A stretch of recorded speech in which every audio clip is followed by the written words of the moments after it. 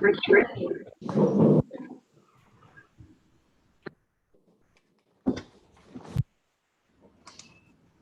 hope it's loud enough. I've got harder hearing at the moment. Well, good morning, everybody, and welcome to this hearing on the proposed Waikato District Plan.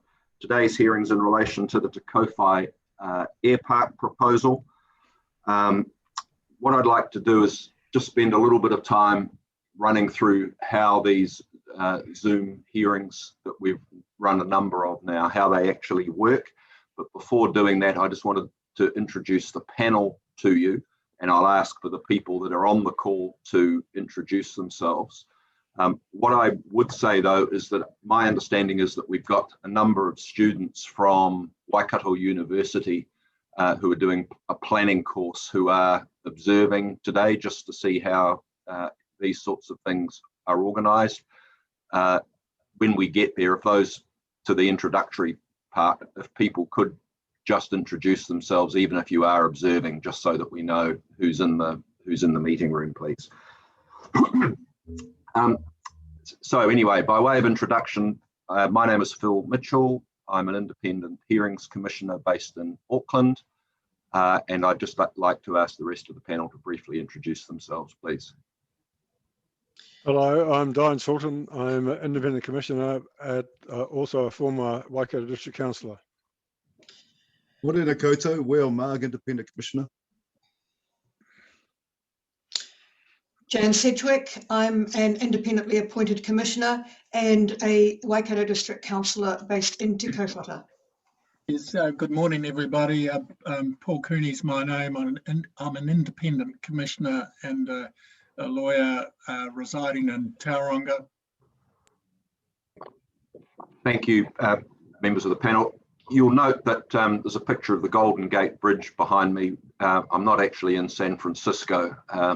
It's just there so that if you'll probably hear me talking quite a lot during the course of the hearing in terms of instructions and so forth. So that's there so that if you can't immediately see me on your screen, if you look for the Golden Gate Bridge, you should be able to track me down.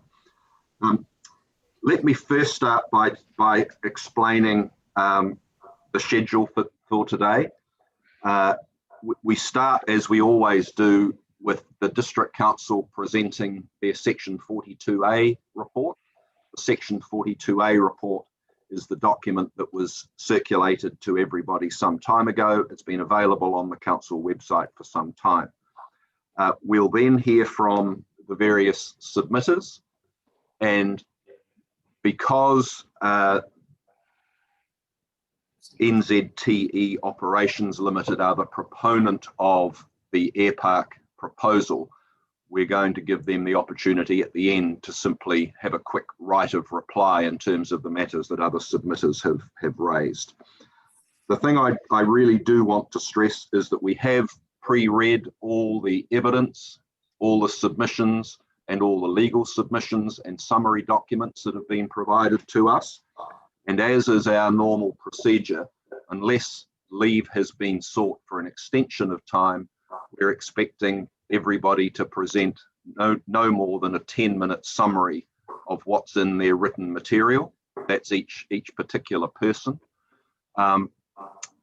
We don't find it helpful for people to just read out vast screeds of what we've already read.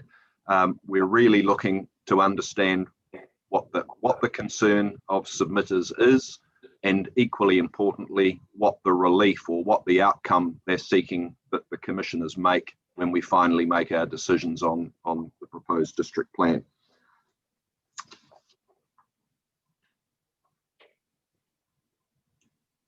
At the end of every individual statement, the panel will be able to ask any questions of clarification. I'm anticipating that there's a number of people in this hearing that have never been in this situation before, or if they have, it's fairly infrequent. Please try not to be intimidated either by the technology or by the process. We're simply here to listen to what you've got to say. And if we don't quite understand something or we need to get something clarified, we'll ask you. Some of you have probably seen some of the TV shows you know, where there's trials and things on television, and the lawyers and the judge and everyone make people look rather foolish. That's not the intention of today. We're simply here to listen to what people wish to tell us, and if we don't understand, we'll ask them to clarify what they mean or those sorts of things. So please try and be as relaxed as you can. There's no cross-examination or questioning of people by any of the participants in the hearing other than the panel. That said, if there's anything that someone has said that is unclear to anybody and they need to would like something to be clarified, when it's time for questions, but not while the person is speaking, if they wish to ask me whether it's appropriate to ask a question of clarification, I'll hear what that question is and then put it to the person that's speaking if it's appropriate to do so. But bear in mind, it is really only questions of clarification that fall into that category.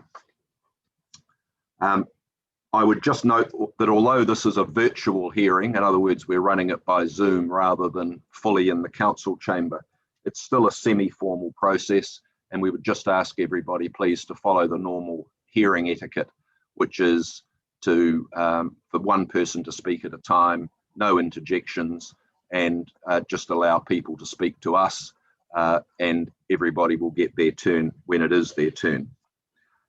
Finally, I think by way of introduction, if we could make sure that when you're not speaking or not actively involved in the hearing and you're simply watching what's going on, if you could mute your microphones, please, which I see most of you have done. And if you wish, feel free to also turn your video off. That may just help your broadband or your internet connection and make sure that you can hear very clearly what's going on. But we'll leave that one up to you. When I ask you each to introduce yourselves, if you could also at that time, if there's anything of a procedural nature that you wish to raise, e.g. any questions about the process that's being followed today, you could also address those at the same time. And just before I do ask people to introduce themselves, I'll ask the panel if there's anything of an introductory nature that, that any of the panel members wishes to raise.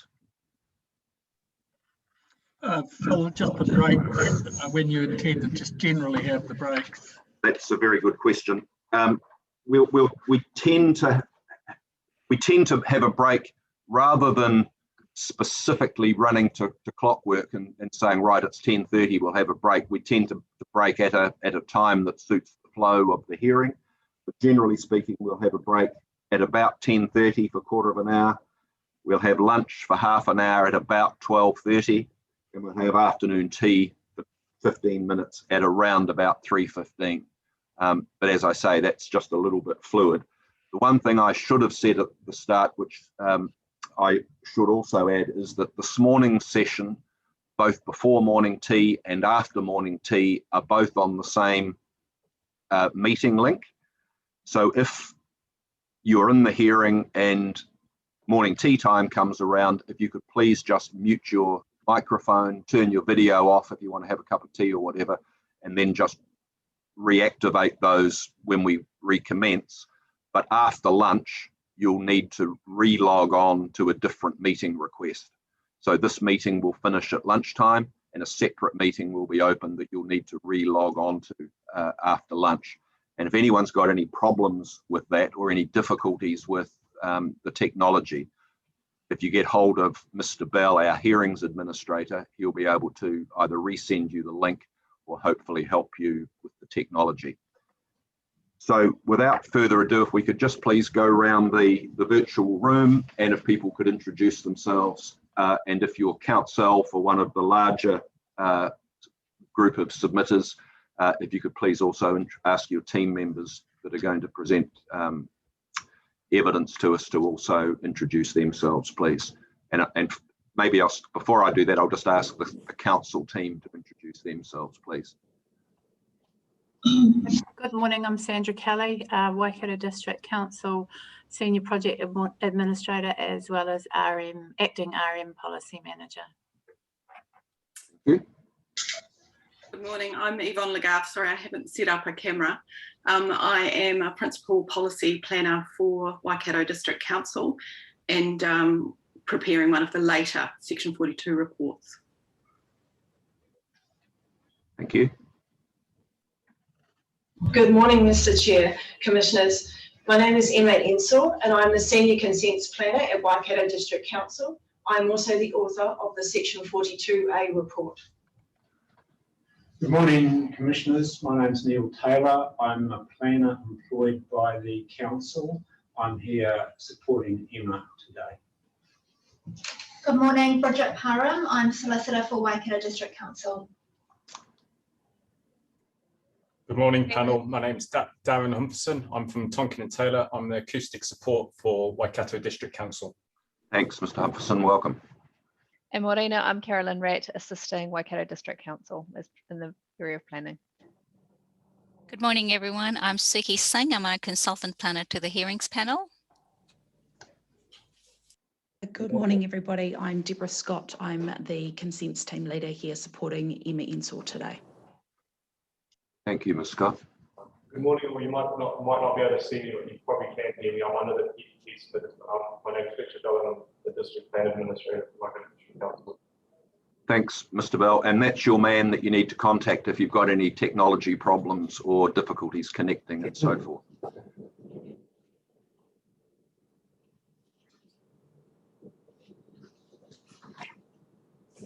Right, I think that's the council team. If we could have the submitters just briefly introduce themselves, please. Thank you, sir. I might start with NZTE, if that's okay. I'm Robert McGill. I am senior counsel, barrister, presenting submissions for NZTE. Just 2 points, sir. We have a camera that focuses on one person and most of the team here. So if you want everyone to introduce themselves, we're going to have to play musical chairs. I'm quite happy for you to just introduce the people that are present. When it is their turn to speak, though, we would like to be able to see them. Absolutely. And I think thank you. Yeah. Here in Greenwood Roach's office, where the majority of the team are located, we have Mr. Reedman, the landowner, Jonathan Brockthusen, and he's smiling at me because I mispronounced that, our urban designer, Dave Park, who is the aviation expert, Laurel Smith, who is the acoustics expert, and Dave Sargent, who is our planner. James Armitage, you may see, has chosen to dial in for this hearing, given other locational requirements. The only other thing I'd like to just raise as a procedural point, the plan change isn't promulgated by NZTE, it has been promulgated by the council. No, and I may have spoken a little loosely when I introduced things. That's 100% correct.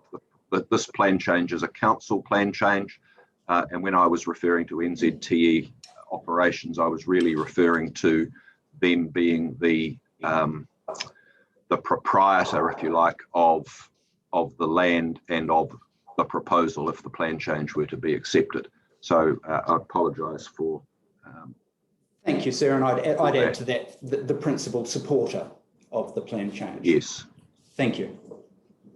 Thank you, Mr. McGill. Dr. McGill. Hi, it's Jeff Burgess here. We're and Don McElwraith. We're both directors of Valor Holdings Limited, which is a neighbour of the Kowhai Airport, and we'll be making a submission first, I understand. Thanks, Mr. Burgess. And Phil Lang, I'm here as counsel with the two submitters, Mr. R. Ranby and Lynette Watson, on behalf of the other submitter I represent, that's SW Ranby, and I believe we're presenting second after the Valor interests. Thank you, Mr. Lang. Good morning, Commissioners. Council's name is Jay Rajendran from Hartness Henry Lawyers in Hamilton.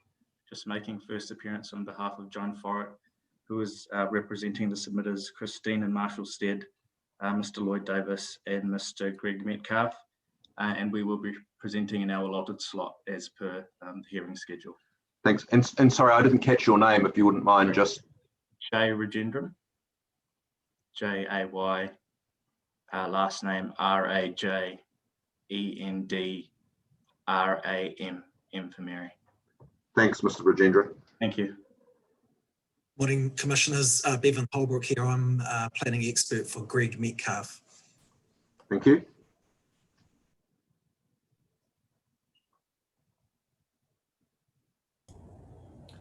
Good morning, I'm Sylvia Fowler. I'm a submitter on behalf of my husband, Peter Mark Fowler, and myself. We'll be presenting later this morning. Thank you, Ms. Fowler.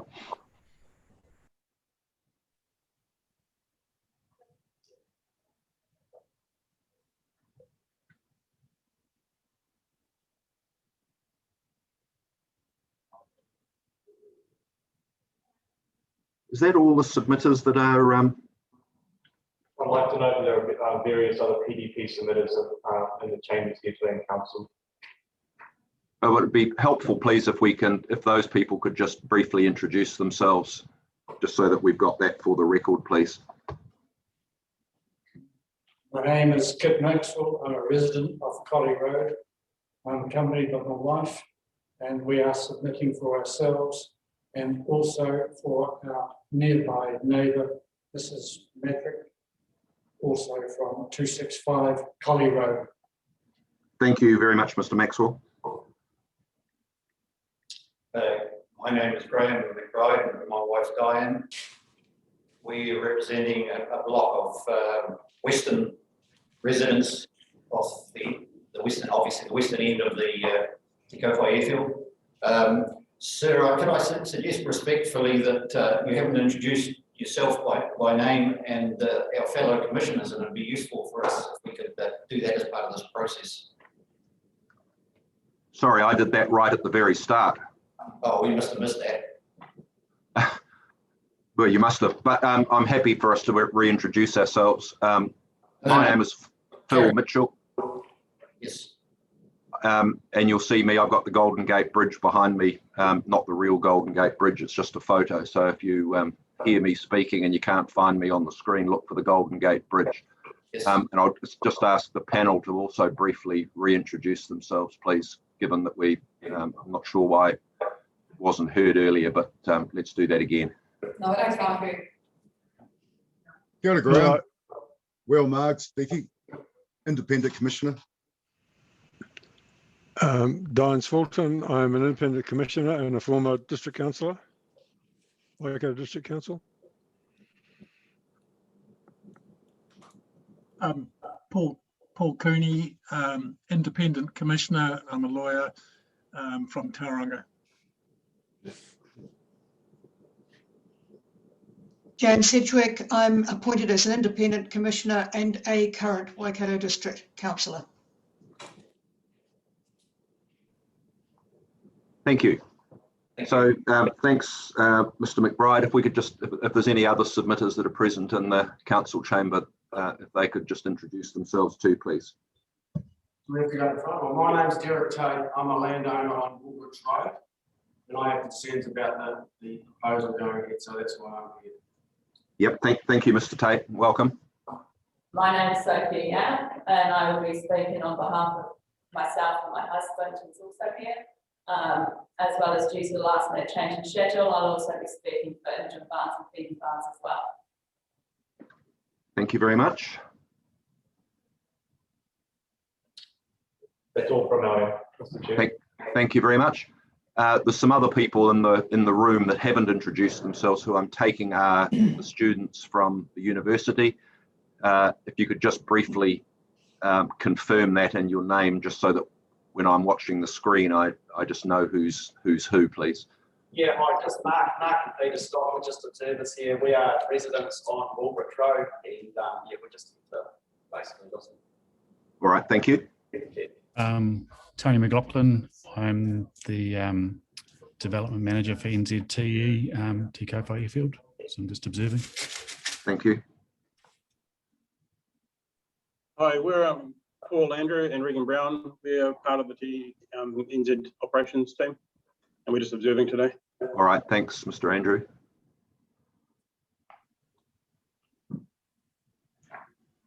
Hi, I'm Tyler Elliott, and I'm just a student at Waikato University. I'm observing today, and I'm studying in a Bachelor of Environmental Planning. Thank you. Very good, thank you. Hi, my name is Christina. I'm also an environmental planning student at the University of Waikato. Thank you.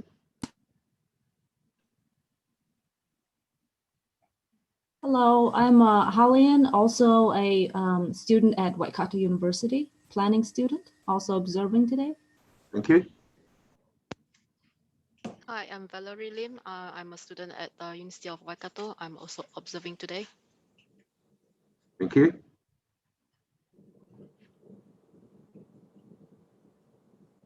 And I think that must be everybody. Sorry that's taken a little bit of time, but it is important for us to know exactly who's in the room, and so we can put faces to names and so on and so forth. So without further ado, I think we'll commence with the council to present their Section 42A report, please.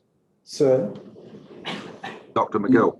May I just raise a couple of housekeeping points that I overlooked at the beginning?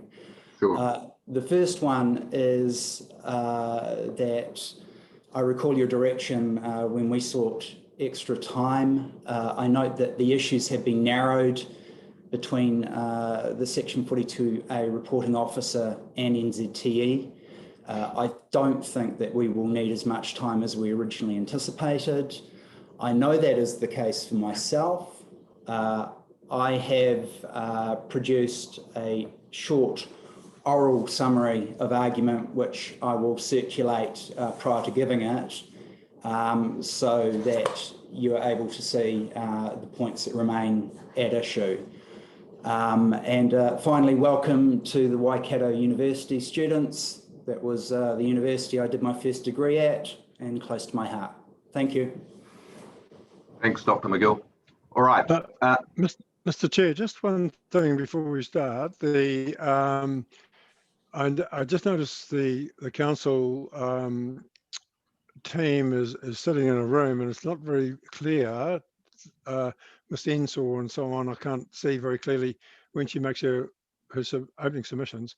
Also, Mr. McBride is in a room with a reasonable number of other people as well. I'm just wondering whether there's some clarity we might have around those people when they're actually doing their presentation. Yeah, I was going to raise the same thing when the submitters were speaking, and I was assuming that the council staff that are all in one room would be able to be visible to us. Is that I can deal with the submitters in the council chamber when it is I think this chair's set up at the front, so when it is your turn to speak, if you could move forward so that we can engage a bit more personally with you, that would be helpful. And I'm not quite so sure about Ms. Ensor and the council team. How's that going to work? Leave it with me. I will go and sort it out. That'll be fine. Let's just briefly pause. It's a very good point, Mr. Fulton. Thanks for raising it. But I think while Ms. Ensor and others are speaking to us, it's helpful for us to be able to actually engage with them a bit better than seeing them at the end of a room.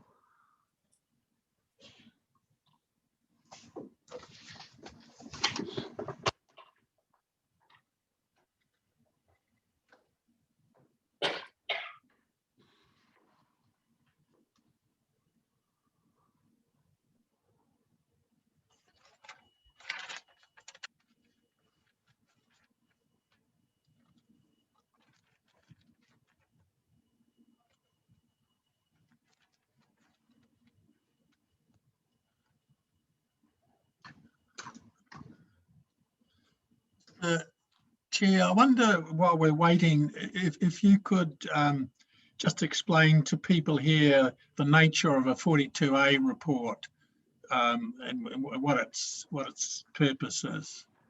Right. Yeah, I'm happy to do that. That's also a good suggestion. The section 42A nomenclature relates to the section of the Resource Management Act to which the report relates.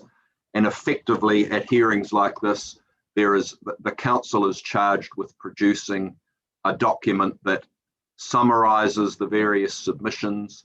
It includes all the procedural aspects that are required to be checked off, but probably more importantly than that, it's the council's planning team's view, or the author of the report's assessment of those submissions. And it makes, as you will have seen, it makes a number of recommendations, some of which are in favour of particular submitters, some of them aren't. The important thing to note is that report is simply a recommendation to us. It's no more important nor less important than any of the material that we hear from the submitters that will be presenting to us today. And for that matter, the submitters that aren't here in person, but who have filed submissions and haven't chosen to appear at the hearing. So yeah, I think the key point to note is that it's a recommendation in relation to an outcome. It's not binding on us, and the panel makes its own decisions having heard all of the evidence and submissions put before us.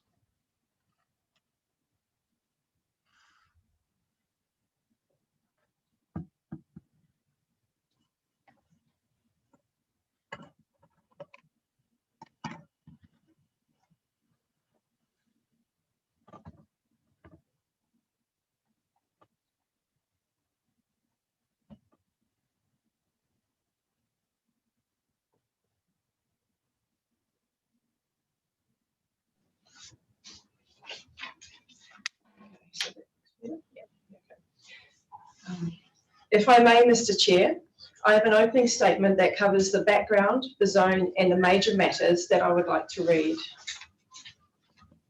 Yes, we're still struggling. Well, let me just check if I can change the view on my machine. This is still reasonably. Ms. Ensor, could you just say something again, please, so I can. Good morning, Chair, Commissioners and submitters. Oh, no, that's okay. No, I can see you now fine. Thank you.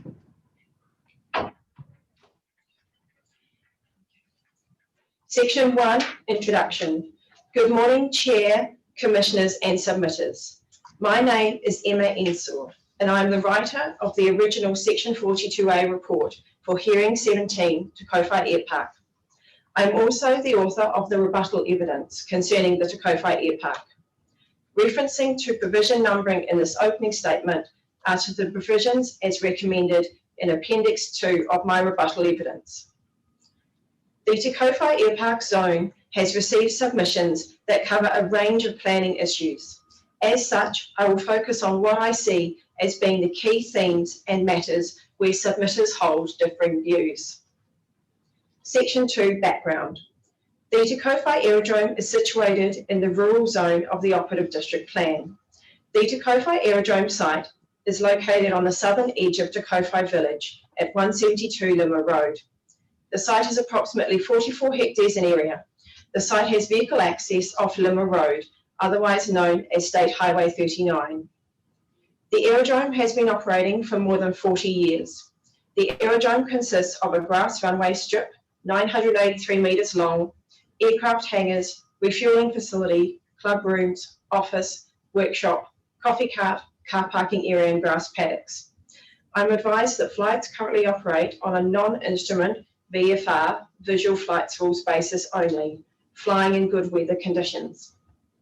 Land in the surrounding area consists of a mixture of uses, residential activities on small lots, a school, some commercial activities, a retirement village, public recreation reserve, rural residential activities, and land used for rural purposes with some associated residential activities.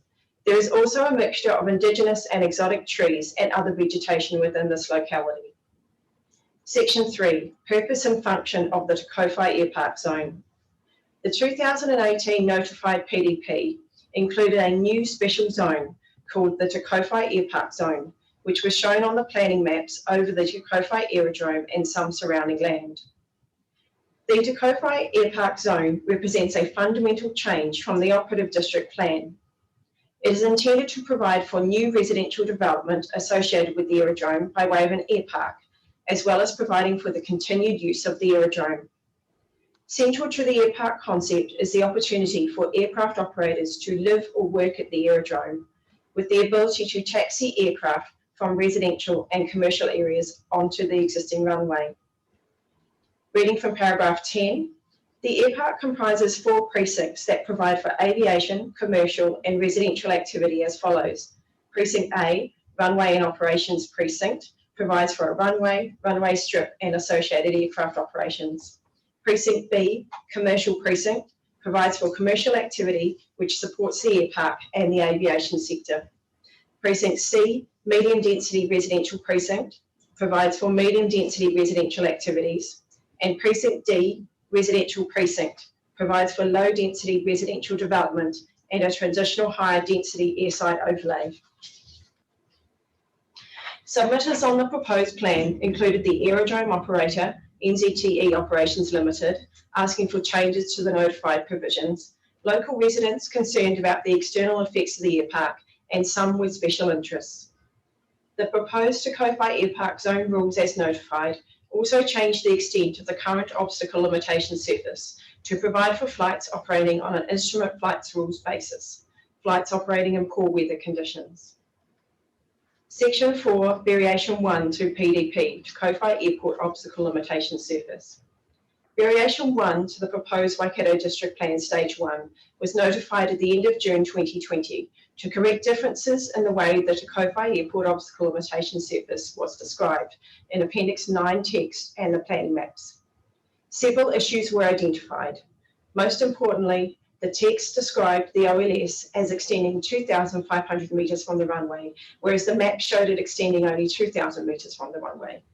There were 25 primary submissions and 6 further submissions received by Council on Variation 1. Section 5, Obstacle Limitation Surface, OLS.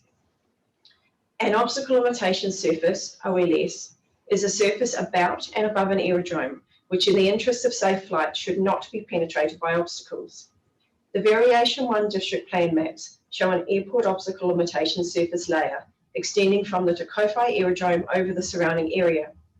Details of the Variation OLS are provided in the PDP, Appendix 9, Sections 1, 2 and 3. Rules in most zones control the height of buildings, structures, trees and vegetation relative to the Te Kowhai Airport OLS. However, Chapter 14, Infrastructure and Energy, Section 14.1 is clear that the OLS and associated rules do not apply to infrastructure and energy activities.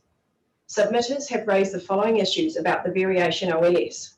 It would be restrictive for development, trees and vegetation on some sites. The cost of compliance would fall on landowners and would create an unfair financial burden on landowners. There is uncertainty whether trees and vegetation within the Variation OLS would retain existing use rights. And there are potential impacts on amenity values and biodiversity and ecological impacts from tree and vegetation removal. NZTE support the V1 OLS as it would enable flights on an instrument flights rules basis. With these issues in mind, I'm recommending that the Variation OLS should be removed from the proposed district plan and that it be replaced instead with the OLS as detailed in the operative Waikato District Plan. Several submitters requested this. However, if the panel favours the evidence of NZTE and proceeds with the Variation OLS, then my rebuttal evidence includes an alternative position that the panel might like to consider. Section 6, Noise. The notified planning map showed only a small airport noise boundary located largely over the runway area. NZTE requested that it be replaced with a larger noise boundary and an additional noise boundary based in part on 19,645 annual aircraft movements. Instead, I favour 2 airport noise boundaries as modelled by Tonkin and Taylor based on 15,000 annual aircraft movements. I consider 15,000 aircraft movements as appropriate in response to a submitter's request for a rule about maximum aircraft movements. Originally, NZTE sought that the aircraft operations noise limits do not apply to aircraft operations within the whole of the airpark zone. However, NZTE has since requested that the noise limits do not apply to aircraft operations in the runway and commercial precincts A and B only, which they consider to be non-noise sensitive areas. However, noise sensitive activities, including activities other than residential activities, could also establish in Precinct B. I'm persuaded to change my Section 42A recommendation in relation to noise aircraft operations. So the noise limits need to be met in all precincts with the exception of runway precinct A. Reading from paragraph 25.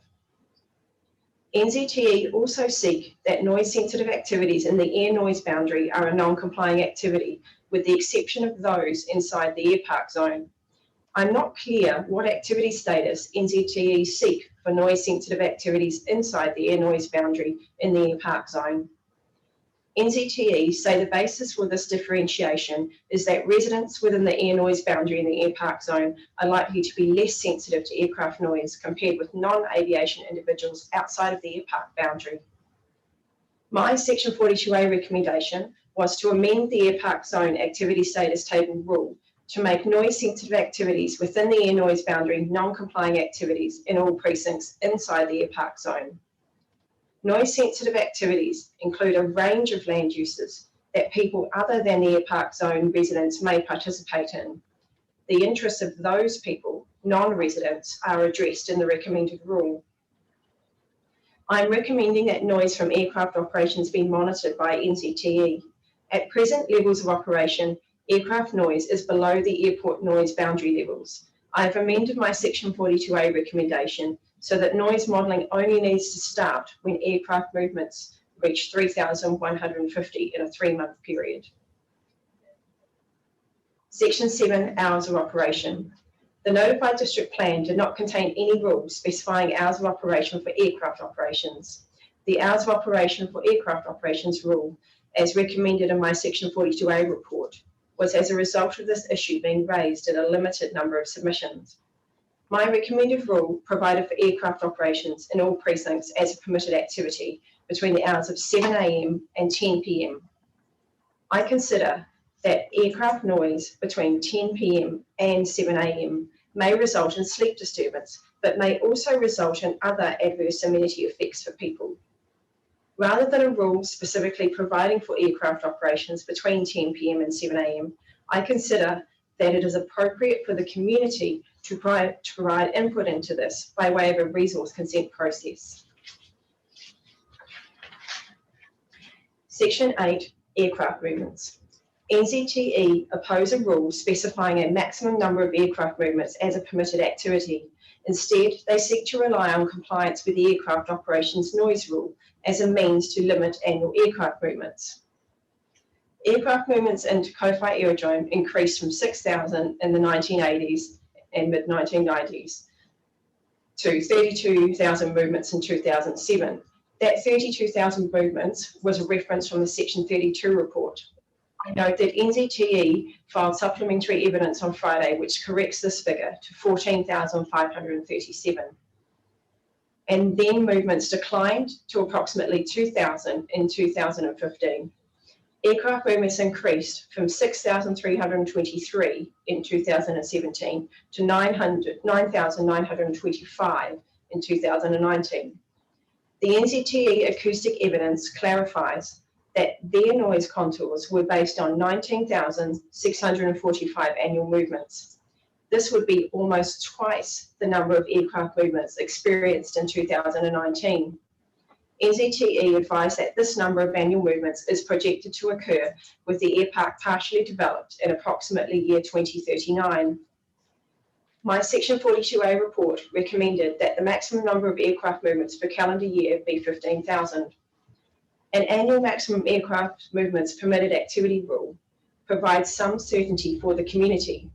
Aircraft movements would be able to go beyond that currently experienced as a permitted activity, with resulting changes in and effects on amenity and amenity values. However, aircraft movements would only impact on amenity values to a level which is 1.5 times that which was recently experienced.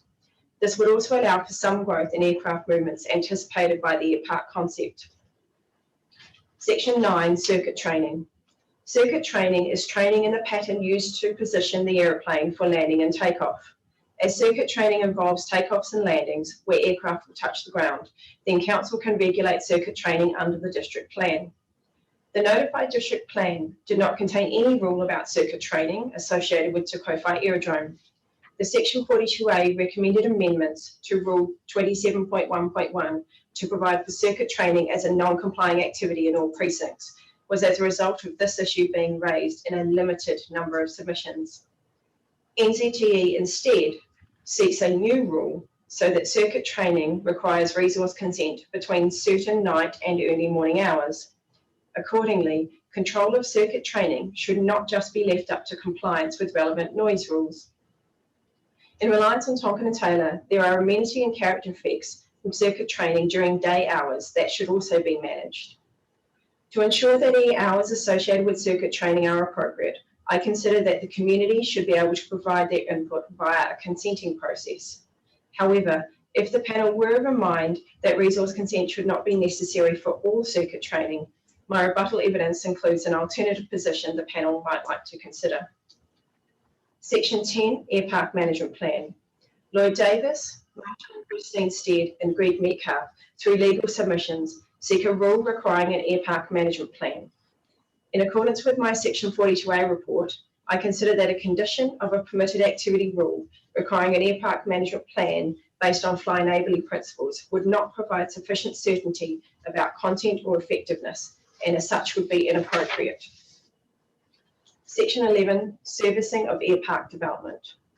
NZTE seek that all lots within the airpark zone provide potable water supply and water supply for firefighting purposes on site. My Section 42A recommendations sought that the potable water supply and firefighting water supply were largely provided by a private reticulated water supply network. I now recommend that lots under 2,500 square metres net site area must be connected to a public reticulated water supply network, which is sufficient for firefighting purposes as a restricted discretionary activity. This would be consistent with relevant residential zone and business zone rules, as well as consistent with recommended village zone rules for lots of minimum 800 square metres. Having public reticulation for water supply would also allow for water supply for firefighting purposes to be provided. I now recommend lots with a minimum net site area of 2,000 square metres or more provide potable water supplies on site, but they must also have water supply that is sufficient for firefighting purposes. This approach would be consistent with an infrastructure rule for rural, country living and village zones. I note that the above approach is consistent with the approach in Hearing 25 Framework Report. I have had the opportunity to read the supplementary evidence filed by NZTE late on Friday.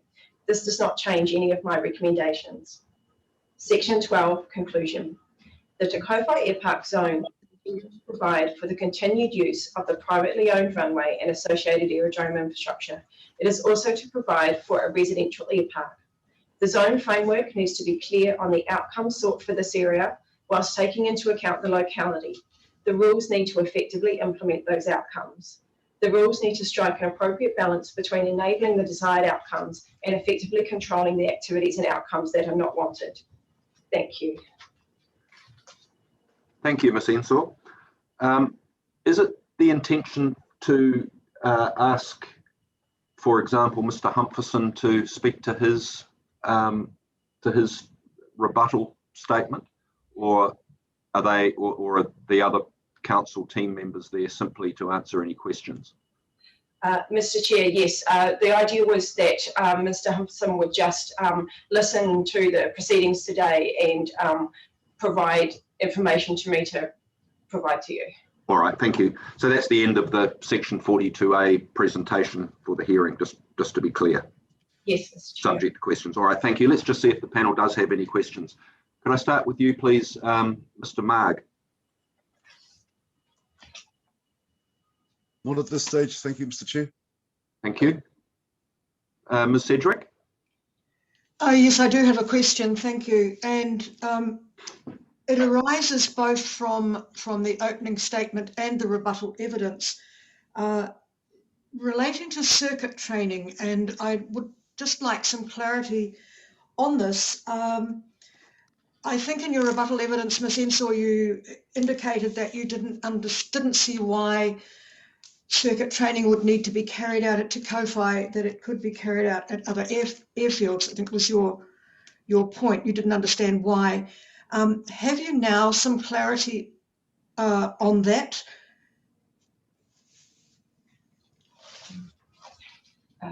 Commissioner. Or is that still your position?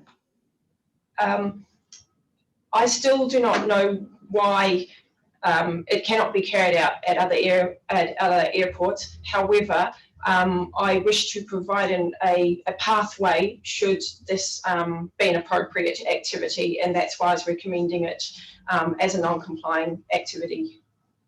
Right. Thank you. Thanks, Ms. Sedgwick. Mr. Fulton? Yes, no, I don't have any questions at this stage. Thank you. Mr. Cooney? Yes, I've got a few questions, but firstly, thank you for your report. It's a very technical issue. A lot of it is very technical, and you've provided a very detailed report. So thanks for that. Just generally, if we step back a little bit, what does the operative plan provide by way of controls over this this airport or aerodrome? You've got a shorter takeoff and landing OLS, is that right? That's correct, Mr. Commissioner. And is there any controls over aircraft noise? My understanding, Mr. Commissioner, is that there is only a very small out of control noise boundary, which is largely encompassing the runway. Yeah. And is any restriction in the operative plan on circuit training? No, Mr. Commissioner. And is there any? So, do you know if that was carried out on the site? I'm sorry, Mr. Commissioner. I'm unaware of exact activities. That is something that NZTE will need to comment on. Yeah. I'll be asking him, but I just sort of want to paint the picture of what was the scope of what was allowed before and compare it to what is allowed now, or what is proposed now. Flight school, do you know if they operated a flight school at all? I'm sorry, Mr. Commissioner, I'm not aware of that. No. I just understand that they are bound by the rules, own rules. Yeah. Okay. So there was, in summary, there was very little controls over the operation of the Airpark under the operative plan. Is that correct? Yes, Mr. Commissioner, that's my understanding. Yeah, and I think that's why, with the support of NZTE to bring it up to modern standards, that we've got this variation plus the plan change being put forward to provide a more comprehensive management regime over the operations of the airport. Is that a fair way to put it? Yes, Mr. Commissioner. The difference, though, here is that this new rule framework also provides for a concept called an Airpark, which is a residential development. These, I understand, that is, you live above your aircraft down below, you go down below into your aircraft and taxi and fly away. So that's an additional factor brought on by this. No, thank you for that.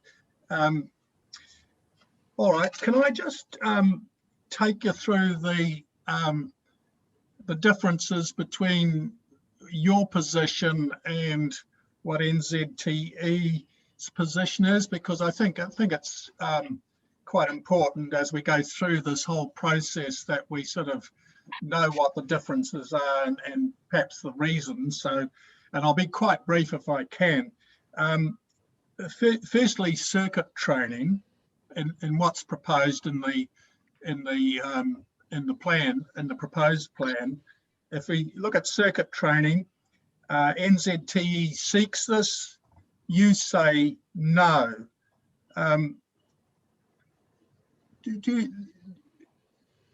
Circuit training, if I can just comment on this, circuit training would be quite common to airports, wouldn't it? Do you know? All I can say is that from my research, I understand it is something that is undertaken there, but whether or not it's necessary to occur at Takeoff, I am uncertain, but I still have provided for it. Yeah. Or recommended it be provided for. You've only provided as an alternative, though. Your recommendation is it doesn't go ahead, isn't it? My recommendation is that it be a non-complying activity. That way, when you apply for resource consent, the community could have input into the days and hours and that sort of a thing. And so that provides more opportunity for the community to provide input to what should be considered acceptable. In arriving at that status, did you take into account that the circuit is actually on the other side from the village itself? It's been located away from the village. Mr. Chair, Mr. Commissioner, I was not aware until the supplementary evidence of exactly where the circuit training was to occur, but even though the evidence shows it's to the south, I still think that there could be amenity effects for people in the wider Takeoff area that need to be appropriately considered through a consenting process. All right, okay, thank you. The flight school, would turn to that. NZTE seek this, you say no. A flight school can take many forms, can't it? You could have sort of almost informal tuition, and what are you trying to cover here? Is it a commercial operation or what? What's the scope of this? Mr. Commissioner, no, it's more around amenity values concerns. I see that there's potential for a flight school to operate where trainees go up, they perform manoeuvres around in the air and then come down. There's potential for that to operate on a continuous basis and therefore potentially adversely affect amenity and the character of the Kowhai area. So I have provided a recommendation for it to be a non-complying activity. That way the community can provide input into it in terms of hours and days and that sort of a thing. So yes, a flight school can be appropriate, but I believe the community should have some input into the aspects that go with that flight school. But by having it status as non-compliant, aren't you saying that it's generally not acceptable? I guess when I recommended that, the thought was we do have, it's my understanding there are other flight schools nearby at Hamilton Airport, and therefore I didn't understand the need for it to be located at Takeoff. Is there, you say because it affects amenity, but in terms of effects, what's the difference between taking up a student in a plane and someone using a plane for recreational use? They're an experienced pilot. What's the difference? I guess my understanding is based on I guess where I was coming from is that flights could occur on a quite frequent basis, whereas if somebody was just wanting to take up the airplane, perhaps, you know, they would go up, fly around for a bit and come down. What I was seeking to control by the rule is where you had students go up and down and around numerous times, and that would cause adverse noise and amenity effects. Okay. Mr. Commissioner, can I just add to Ms. Ensor's comments, please? Yes, certainly, Mr. Humphison. Yeah, I'll just start my video so at least you can see me. A natural consequence of a flight school is that it increases the intensification of circuit flying. Usually that occurs during the summer period as well, when weather conditions are at their optimum. So a natural consequence of that is that you get adverse amenity effects by having a flight school, such that there is repeated use of the circuit as pilots, trainee pilots do their touch and goes, and whereas they come to approach to land, and then they immediately take off, thereby maximising their ability to get the training in. So there are adverse effects when it comes to flight schools, especially during the summer, as I mentioned. Okay, thanks for clarifying that. Thank you. If we, Ms. Ensor, and feel free if you've, I'm quite happy for you to bring in your experts if you know, when you're trying to answer these questions, if there's a bit of a, you're not quite sure. So, noise sensitive activities in the airport zone. I'm a little bit confused here. You say that they would be non-compliant in the zone. Is that what you're saying?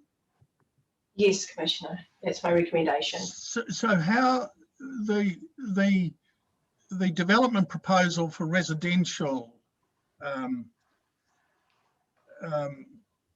and yeah, for residential, I'm not quite sure whether commercial is noise sensitive, but leave that to one side. The residential component, you'd have to apply for consent as non-compliant activity, would you? Yes, Commissioner. I guess if I could help you to understand the recommendation for non-complying relates to noise-sensitive activities within the air noise boundary, which is the 65 LDN circle. Yeah. That 65 LDN circle largely is closer into the commercial precinct, and there is a bit of the residential D precinct in it, but for the most part, a lot of the residential precincts C and D is outside of that area. Oh, good. Okay, well, thanks for that. That's very helpful. I was just sort of wondering about that.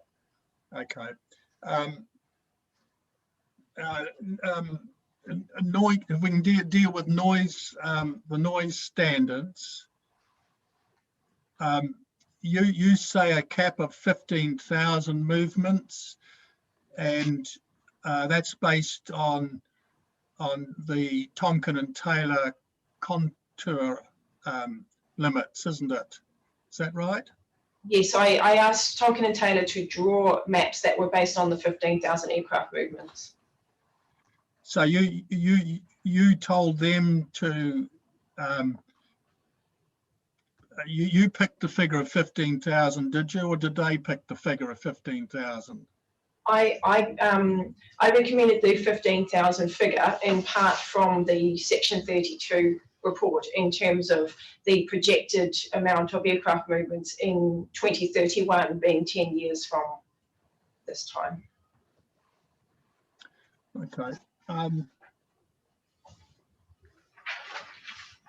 Just while we're on this point, and so I won't forget, in paragraph 33 of your opening statement that you just read, you've said that the aircraft movements in 2007 were 32,000. Is that correct? Mr. Commissioner, that was the figure that was provided in the Section 32 report, one of the appendices to the Section 32 report. Since then, NZTE filed some supplementary evidence, which they have advised that that figure is actually supposed to be 14,537. Oh, okay, that was the amendment that came in quite late on Thursday or Friday, is that right? Yes, correct. So that's 14,000, is it? 537. Okay, thank you. Thanks for that. So the difference between you and NZTE here is that they say there should be a cap of 19,600 odd movements, and you say 15,000. Is that about it? that's the difference in the movements. NZTE do not want an aircraft movements cap at all, but they do base their noise contours on that 19,645. Yeah, okay. And the hours, the hours that you suggest are 7 to 10. I don't think there's much opposition to that from NZTE, but they want some limited night flying beyond that. Is that correct? Yes, yes, that is my understanding, that they would like a rule to provide for some amount of flights out between 10 p.m. and 7 a.m. And I think that's 3 a week, is it? I think they're seeking. So my understanding is that they sought 40 flights out in a 3-month period between 10 p.m. and 7 a.m. I gave that information to Darren, and he provided an alternative recommendation of 3 flights per week between that 10 p.m. and 7 a.m. period. Yeah, Mr. Commissioner, can I just clarify that as well? So the 3 flights would be the equivalent of 40 movements over a 3-month period. Yeah. And my concern would be that to Kowhai, a pilot could, for example, blitz that 3-month period by having 40 movements in a week. So having the 3 movements per week puts a better control, as far as I was concerned, of more certainty for the community, that there wouldn't be a period of intense night flying. And the recommendation from NZTE is that those movements only apply to departures. Departures are generally the noisier of the operations that normally take place. And you would either have a departure early in the morning, so when a pilot wants to go elsewhere, and you'd have an arrival potentially later at night. It would be unusual to have an arrival and departure during the nighttime period. Okay. So what is the council's position on the night flying now? What's it allowed? What's its position? Do you want to answer that, Emma? Yes. So, Mr. Commissioner, my position is still that the flights.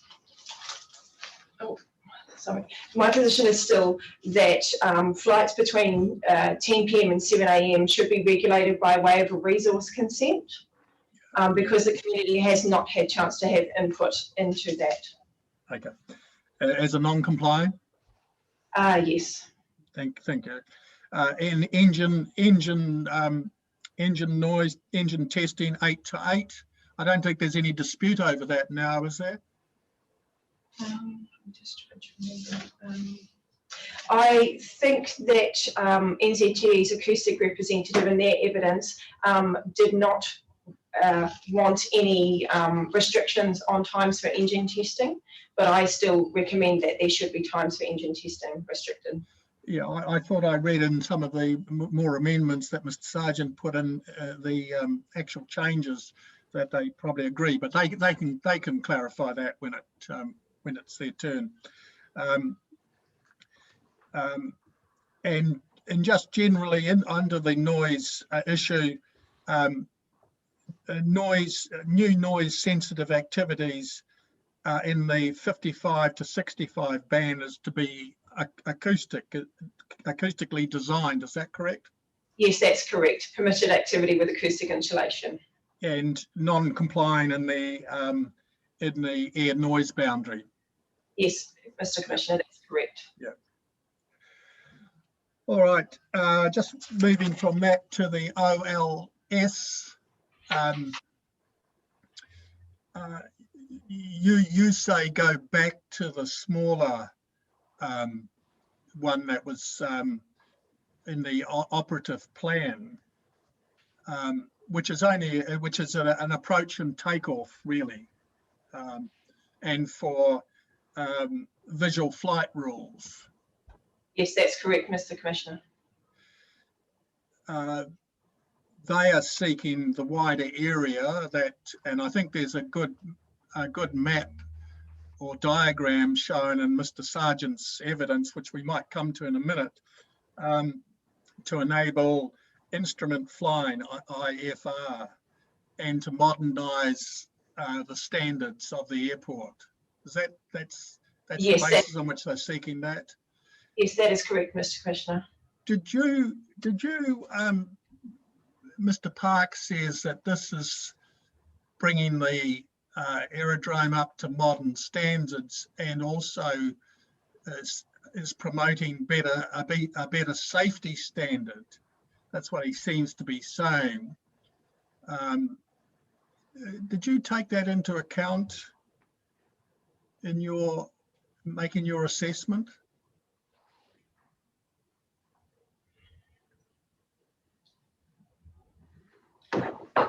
Sorry, Mr. Ensor.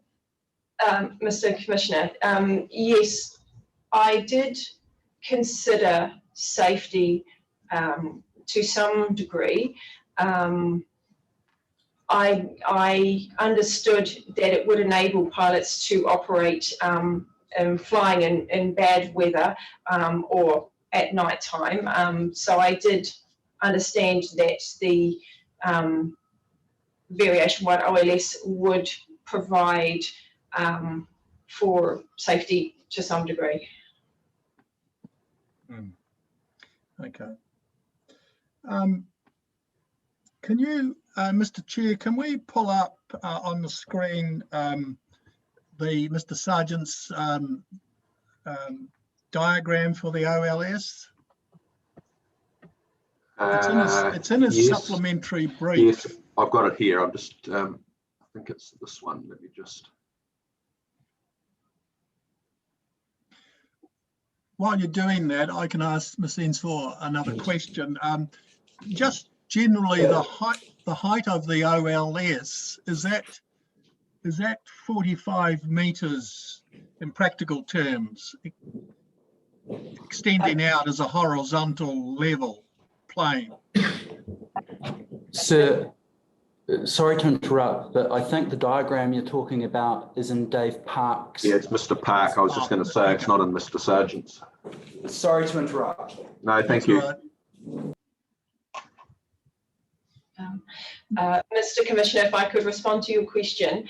So the 45-metre height limit relates to the inner horizontal surface of the Variation 1 OLS. So that is the round sort of circular shape. The approach and takeoff surfaces have an angle to them, either a 1 in 20 or a 1 in 40 slope to them, depending on which OLS. Yeah, what height was that? That was 45, wasn't it? It's approximately 45. It's actually as a reference to Motoriki datum in BOLS, and it's my understanding that it's approximately a 45-metre height limit. Yeah, it's 71, I think, from memory over the Motoriki, and it translates into 45 at around this area. Yes, that's my understanding. Yeah. Okay, here it is. Thanks, Mr. Chairman. So if we look at that inner horizontal surface is the round shape, and that's what we've just been talking about. That's about 45 metres, you say, and extends out 2,500. Is that right? Yes, that is correct. Now, if we look at and the critical area is another component, and that goes out on an angle of 1 to 40, I think. Is that right? It's either 1 to 40 or 1 to 20, depending on which OLS is present. Yeah. Yeah. 1 to 40 is what's proposed. I would just have to. Oh, it may not be. Yes, it is. Yeah. My understanding is that that's not settled. It's either 1 in 40 or 1 in 20. They're the two propositions that have been put to us, but they're not agreed, as I understand it. Yes, that is correct, Mr. Chair. Thanks. Yeah. Your proposal is 1 to 20, and theirs is 1 to 40. Is that right? I think that is correct. Yeah. Just looking at the critical path there, which is the 1 to 20 or 1 to 40, whatever, if we take the lower, which is 1 to 40, do you know how many property titles are in there? I'm sorry, Mr. Commissioner, I'm not 100% certain on that. Okay.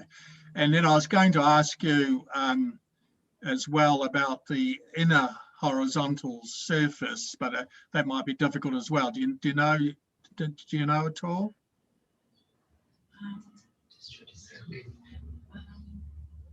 I'm sorry, Mr. Commissioner, I'm not sure of that one either. Yeah. I just bring it down to a more nuanced question. Are we dealing here with trees, or are we dealing with building heights, structure heights, like building new houses and that? Are you able to comment on that? Yes, Mr. Commissioner. So it's actually both of those two aspects apply here. In terms of the trees, there are a large number of trees located within the Variation 1 OLS, and a number of those trees will either encroach the OLS at this point in time, or will later on grow to encroach the OLS. There are also some portions of the Variation 1 OLS where the height limit is less than 10 metres from the ground, and therefore some places, if people chose to try and build a building, be that a dwelling or a shed, they may need to have resource consent under the Variation 1 OLS before they would reach that general building height requirement. Is it as simple as that, though, because it depends on the location of the building and in relation to the boundary and the setbacks and things like that, is it? Those other aspects would also need to be taken into account, but we have a plan that we notified with Variation 1, which identified the areas which were where the variation height limit was less than 10 metres. So there was a possibility for people, I mean, I don't know whether people will want to build in there, but we're just identifying that if people chose to, there was that restriction. Yeah, and that's what I'm trying to figure out, as to what extent it's to say that they will be affected. We accept that, but to what extent, and in terms of their right to build, etc. Within those areas. That's what I was really trying to find out. But maybe it'll come out perhaps during the course of the hearing. So look, I think I've touched on the points that I wanted to raise. So thanks very much for your answers. Thank you. Thank you, Mr. Kearney. I've just got a couple of questions. Thanks, Ms. Ensor. And one relates to the two noise boundaries that have been proposed, and the difference between the 15,000 movements and the 19,645. And Mr. Humphreys can help with these to the extent that's helpful as well. Would it be fair to say that the purpose of the noise boundaries are twofold? One of which is to control noise at adjacent land, or land that's beyond the airport boundaries. And the second one is to manage reverse sensitivity effects. Is that a fair summary of the two reasons why these controls are proposed? Yes, Mr. Commissioner, but it also manages noise on the Airpark land as well. Yeah, I don't accept that. But in terms of the people that are making submissions, in terms of querying amenity and so forth, I guess the implication of using 15,000 movements is that it tends to bring the noise surface in, and that's advantageous in terms of controlling the amenity effects beyond the boundary. In other words, Mr. Humphreyson's circles or shapes are closer to the aerodrome than are Ms. Smith's ones. It is correct. Doesn't, and the rationale for that is, as you say, is that you and Mr. Humpherson have taken a 10-year planning window, and that's the life of a district plan, whereas the NZTE people have taken a longer term planning horizon. And that's essentially why there's a difference. And I wonder if you'd agree with me that there's almost a trade-off between the two competing purposes of these controls, in that if you take a short-term planning window, in the short term, that manages amenity well because it controls it more closely to the airport itself. But it also means that people on adjacent land aren't constrained in the development of land up to the edge of that boundary, meaning that on the assumption that the airpark or the aerodrome continued to grow, it would be creating ongoing reverse sensitivity effects because you'd have more aircraft movements post 10 years unless you capped it again, but you'd have the risk of dwellings or noise sensitive activities, to be more specific, closer to the boundary of the runway. Yes. Because it just seems to me that on its face, and I need to stress for the submitters that are listening, I'm asking these questions not because I've formed any view about what the outcome should be. I'm just saying, or just wanting to explore what might happen if we take either of these two scenarios. That using 19,645, whilst it would limit private use of land that was inside that contour, it would also future-proof those effects for a much longer period than what your proposal would, though, wouldn't it? Mr. Neil Taylor speaking. I wonder if I can just comment that the location of this airfield is very close to the existing Takeoff village. Yes. There must come a time when, if I can say this, the airfield must reach peak flying. It's not that far away, given this is not a remote rural area. It's already subject to a lot of existing people in the vicinity. Now, I don't know what the magic number is for peak flying at Kowhai, but it seems to me that Ms. Ensor has taken a fairly conservative view, which is to safeguard the existing village in case 15,000 turns out to be the peak. It seems to me that it should not be necessarily accepted that unlimited growth should be the future for this airfield. It's a very timely interjection, because that was where I was going with my next question, and that I just wonder, and I know that that Ms. Ensor has also recommended a maximum number of flights, which I would have thought is more fundamental than the location of the noise contour. And if the view is that the future growth of this airport should be contained, taking your proposition, shouldn't we be more explicit about that in the drafting of the provisions? Because it's sort of silent on it. It just says, oh, we'll take a 10-year planning horizon. And you take a 10-year planning horizon and get criticised for a short-term view. Conversely, the submitters would say that's better than the alternative because it means we're not as constrained as we otherwise might be. But the plan itself is sort of largely silent on that ultimate capacity question and managing that tension. So that was where I was going as the point of my questions. And the fundamental question is that if the staff view is that the 15,000 number represents an acceptable long-term limit, shouldn't the plan somewhere draw the reader's attention to that fact? And you might say, well, it's sort of implied because of non-complying activity status and so on and so forth.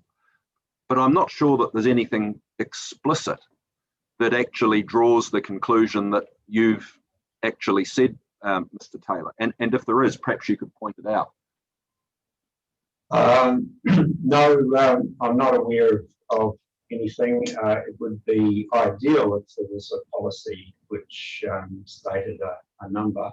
I guess the Section 42A report has responded to submissions that have come in, none of which have asked for that to be included. Oh, no, I imply no criticism at all in the question. I'm just wanting to explore where we're at and where we potentially could end up. But that's helpful. Thank you very much.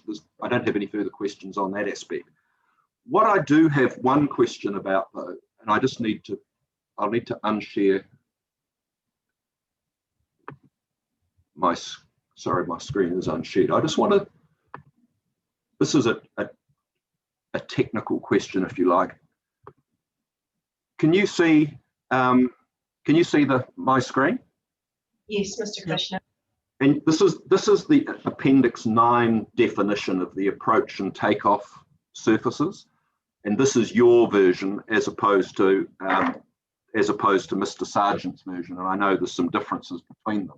The point of my question isn't about what the numbers ought to be. It's just trying to understand what this definition actually means in practice.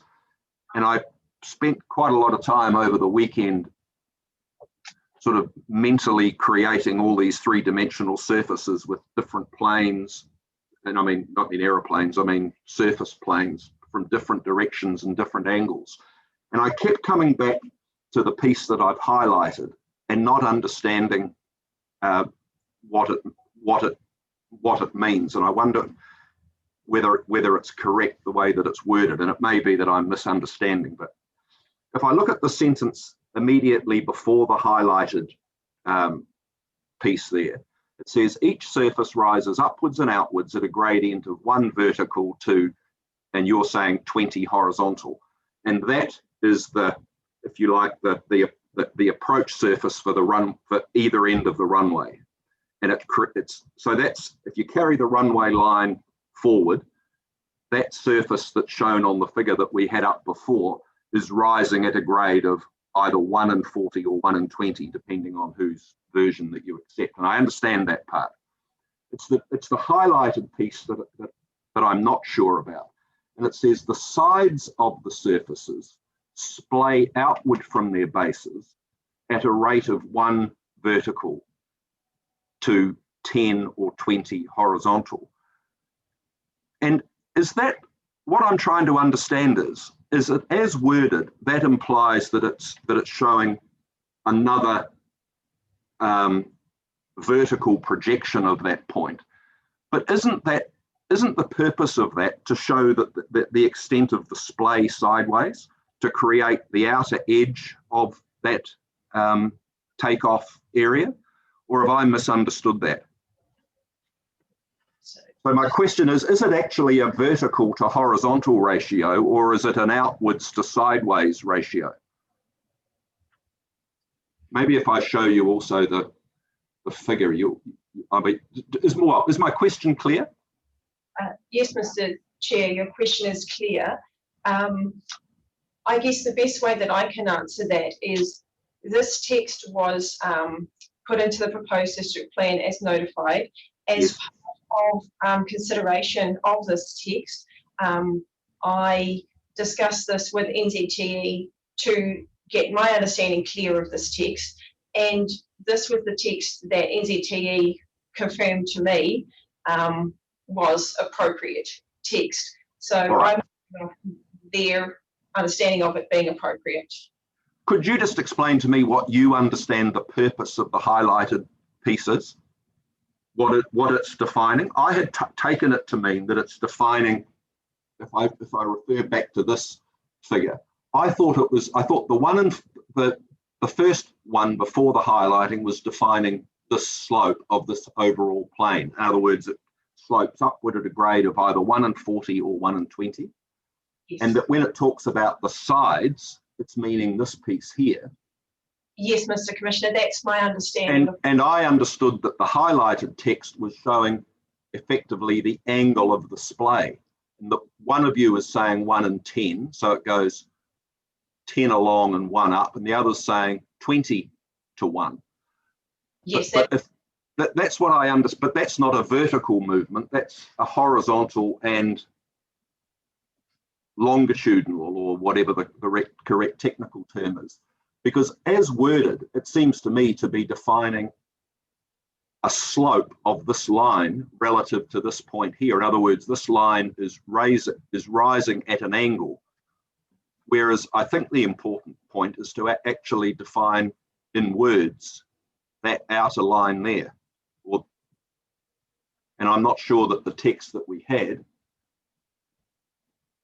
actually does that. It says the sides of the surfaces splay from their bases outwards at a rate of 1 vertical to 10 or 20 horizontal.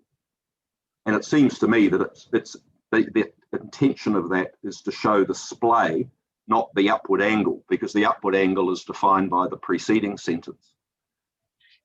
That would be my understanding, Mr. Commissioner. It's also my... Let's leave it at that. I mean, I just raise it because I'm unclear what it means, and Mr. Park or Mr. Sargent or somebody can perhaps help me with that when we get to that point. But thank you for that. That's helpful. Let me turn the screen off. And I don't have any further questions. I'll just go quickly check whether the panel have any questions. Ms. Sedgwick shaking her head. Mr. Marg. No, thank you. Mr. Fulton.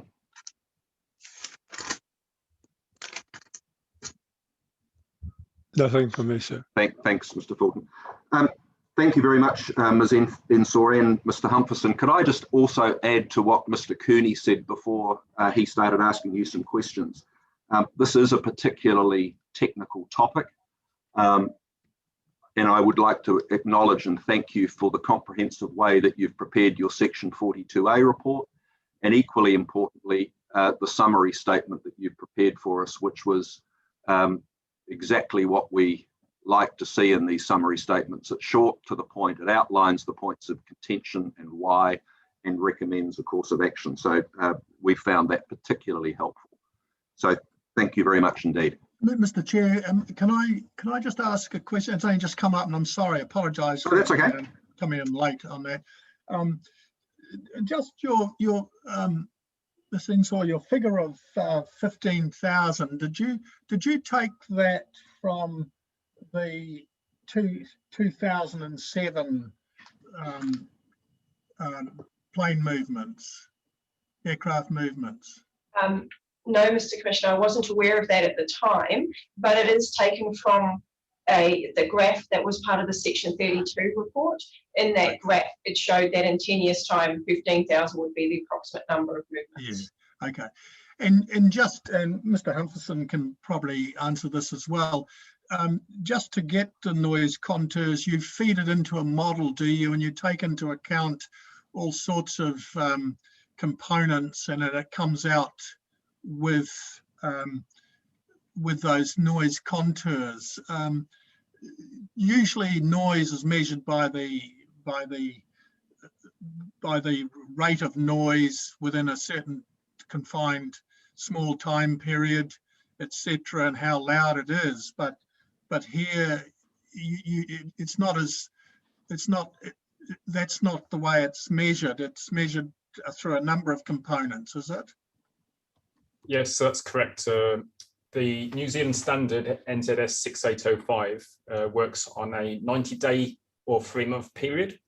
So you take the busiest 3 months of the annual year, which is usually the summer period for a small aerodrome with general aviation. You then average those movement numbers to a busy 24-hour period. And then you calculate what we call the day-night level, the LDN, which is the average noise level over the whole of the 24-hour period. You apply a 10 decibel weighting or a penalty to anything that occurs during the nighttime, which is 10 p.m. till 7 a.m. You take into account all the aircraft types that could fly during that busy 24-hour period, how they fly, where they fly, and also the movement numbers as well. So one of the things that comes out of this, if you do not have circuit training, for example, that movement bucket then becomes departures and arrivals. So it's very interrelated in terms of the number of movements that you have and how those flights are actually operated, whether they're all departures or arrivals, or a combination of arrivals, departures, and circuit training as well. Okay, thanks very much for that. Thank you. Thanks, Mr. Chair. Thanks, Mr. Kearney, and thanks again, Ms. Ensor. Very helpful. Thank you. Which brings us to Mr. Lang for the two submitters, Ranby's and Watson's, please. Yes, thank you, Mr. Chairman. I understood the Vela interests may have been. Oh, I'm sorry. Yeah, you're quite right. They're in small writing. My apologies. You're quite correct, Mr. Burgess. Yes, thank you. Been waiting patiently here, so thanks for pointing out that we were in fact first. Right, as I said at the start, so I'm Jeff Burgess, and beside me is Don McElwraith. We're the directors of Vela Holdings Limited.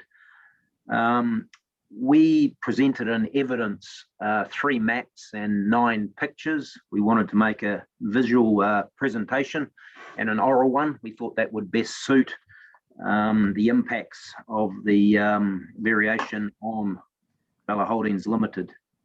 So we also, just on last Thursday, submitted to the panel our oral submission in writing, just so you had an idea of what our submission would be. So hopefully the panel does have that in front of you.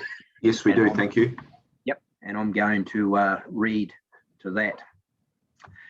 So as I said, we've submitted 3 maps, which were marked M1, M2, and M3, and we've submitted 9 photos from on-site, referenced P1 to P9. Do you want me to show those photos on the screen while you're speaking? Oh, it's if that helps, but yeah, up to you. You can refer to them if you wish, but if you don't, then so be it. It's fine. I'll just talk to them. Okay. Yeah, whatever. But they're there anyway, so. Okay, thank you. If you want to point anything out, feel free. Okay, thanks. So by way of background, the Vela Holdings owns 470 hectares at Kowhai. We have 14 houses on our property and we operate a dairy farm. There's only a very small portion of land that includes some forestry that's actually impacted by the inner horizontal surface. And that's shown in maps 1, 2, and 3.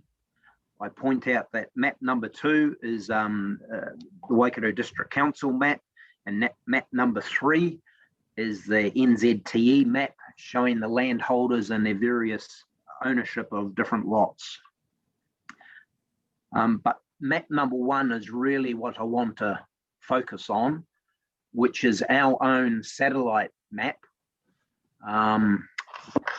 of our farm, and we have handwritten on there a pink outline of our boundary of all the lots we own, and then I've also put on there, taken it off the other maps, a hand-drawn semicircle of the OLS, and it just shows that a little bit of forestry has a ring around it, is impacted, and little other parts of land are impacted.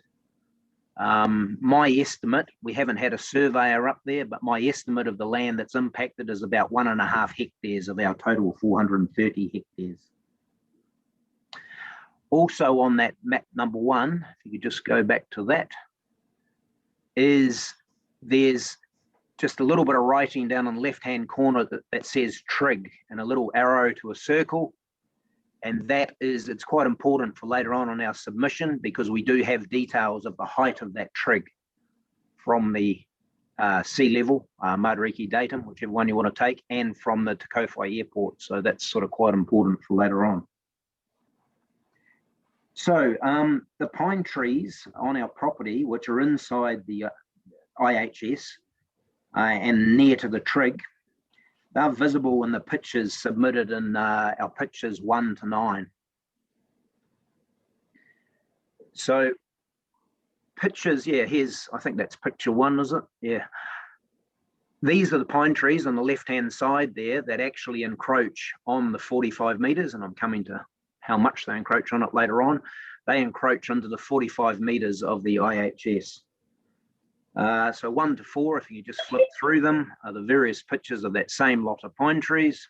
That's from the same angle, getting a bit closer. And then number 4, that's just our ute beside the pine trees, just to give you an idea of the size of these trees. They are mature trees, approximately between 20 and 25 years old, and they might be about 20 to 25 metres tall. Then the pictures P5 and P6 are from the other side of the pine trees up near the trig. Now that's looking back down the valley. And just for your information, to Kowhai Airport is the white buildings you can see in the distance, just left of centre. Yeah, where you've got your arrow. That's perfect. And the fence in front of us at the bottom of the picture, that's the Vela Holdings boundary. Come back a fraction actually with the arrow if you can. Yeah, that is our boundary there. The area next door is Madgwick, and the trees on the left there are Madgwick. I understand they're a submitter later on in these in the submission process. So P6, if we could just flip to that. It is helpful, thanks, having these photos. That fence is our boundary on the highest point of the Vela property. And that is obviously the trig station, which has been there for many, many, many years. I understand when the Velas bought the property some 40 years ago, it was there. So we have the measurements of that trig, which I'll note later on our submission.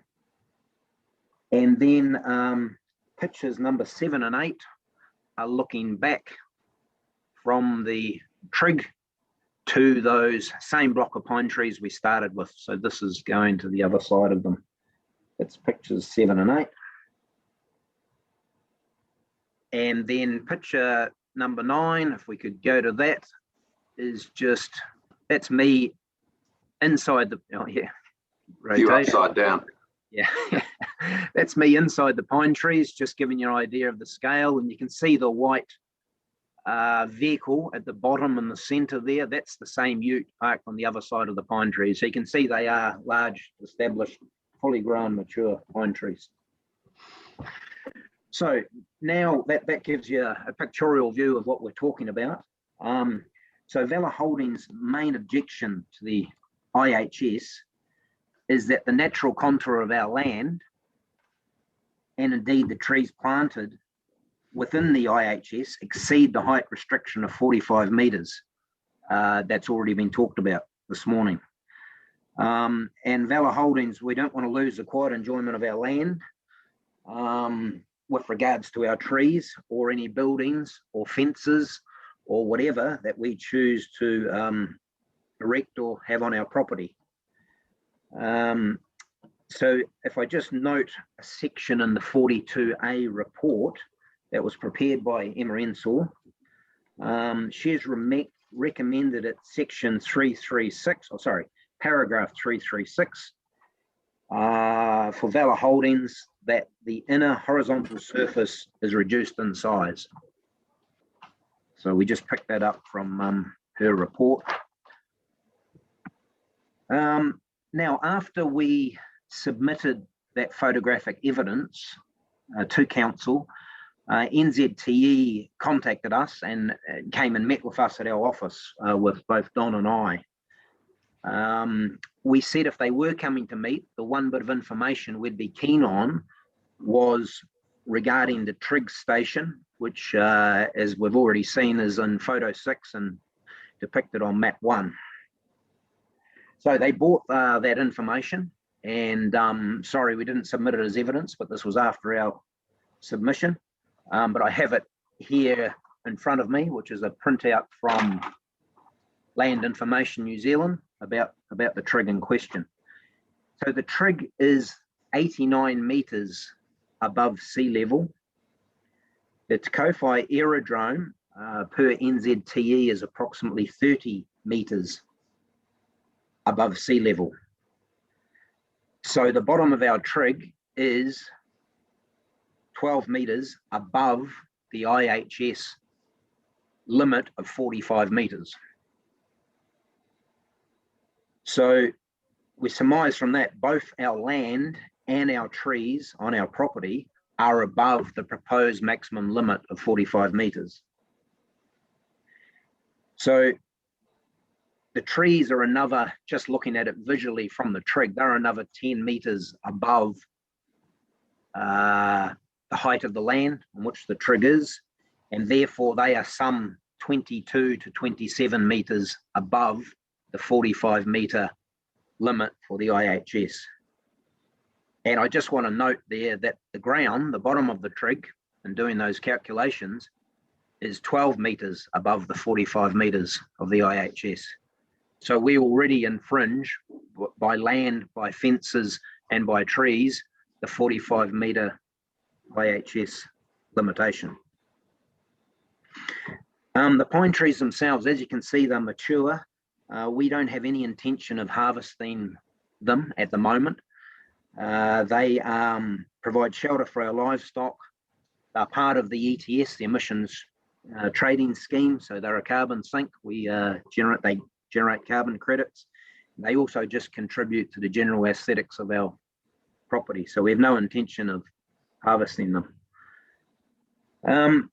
Just want to now refer to some evidence that was seen from other submitters. On behalf of NZTE, David Park, in paragraph 68, notes that vegetation should be addressed on a case-by-case basis to determine operational significance.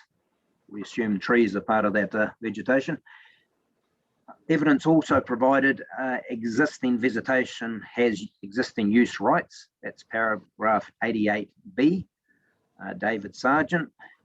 And Dan Reedman in his evidence, paragraph 39, affirms a case-by-case basis for assessing existing protrusions. And in that meeting that we had with Mr. Reedman, he advised they would likely enter into a landowner agreement in the event that any works were required with regards to removing trees. So I guess to summarise our submission, Valor Holdings submits that three things need to be captured by the variation. One is the existing use and property rights. The second is case-by-case assessment for existing and future protrusions. So that's trees. If we were to put a building on the site at the top of the hill, fences, the ground itself. And if works are required, they would need to be dealt with by landowner agreements, which is what Mr. Redman mentioned to us. So I guess another way of summarising it is the concerns of Valor Holdings are that the Waikato District Council may make amendments to their district plan that dilute our property rights, our quiet enjoyment of our land in relation to our existing and future uses of the land. So that completes our submission. We'd just like to thank the panel and all the other submitters for the opportunity to put that to you. Thank you. Thank you very much, Mr. Burgess. Let's see if there's any questions for you. Ms. Sedgwick. Pardon me, thank you. I do have a couple of questions. The first one being, Mr. Burgess, that the land that you're talking about, I'm assuming it's off the preferred runway 23. So you would get a disproportionate amount of aircraft flying over your property as compared to if they took off to the east. Is that correct? I think you're probably right, but look, I can't confirm that. We haven't got into a lot of the technical aspects of runways and flight paths. We've purely looked at where our land and our protrusions on our land impact on the IHS. So do aircraft in takeoff, do aircraft currently fly over that property? Aircraft fly over that property? After takeoff? I can't confirm if it's after takeoff or just in general. Or before, when coming into land, I can't confirm, sorry. Okay, no, takeoff and landing. Because it occurs to me that a trig station is usually marked the highest point, correct? I would have thought so. So any reasonable pilot would want to fly higher than the trig station and the surrounding areas.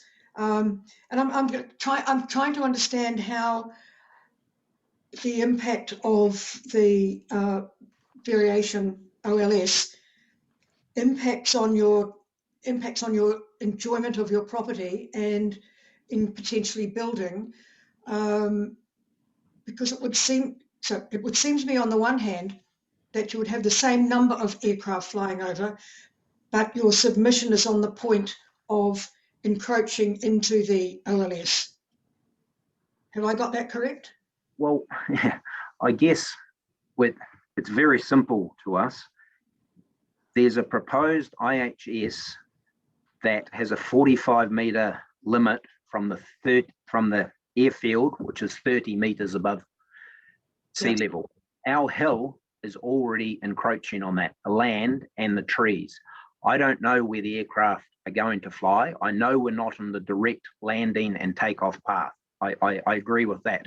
Okay. But our land and our trees and our buildings and our fences already encroach. Our concern is, however it's put in your district plan, again, I don't fully understand that the operators at the Kowhai airfield may be able to come and say, you need to chop those trees down. You need to take those fences. You need to bulldoze your hill, and being a little bit silly about it, you need to do that because it's within the 45 metres. So that's our concern. We're very specific about the points which are impacted, and I don't know about all the other flight paths. And no, and that will be something for NZTE. And thank you also for including the photographs. They were really, really helpful. Thank you. Thank you. Thank you, Ms. Sedgwick. Mr. Marg? Yeah, thank you, gentlemen, for what you've provided. Just in relationship to the trees, how many hectares in total have you got there? 430 hectares. No, sorry, in the, I guess the afforestation you've got planted. Oh, just that little bit? Oh, yeah.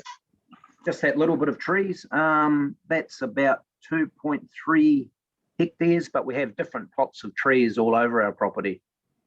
Yeah, I thought I read that further into your further detail. You had a number of other areas that had a lot more trees on, but is that the only area that would be impacted?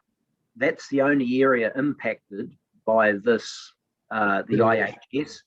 Valor Holdings has substantial other forestry interests away from this property, but they're irrelevant to these proceedings.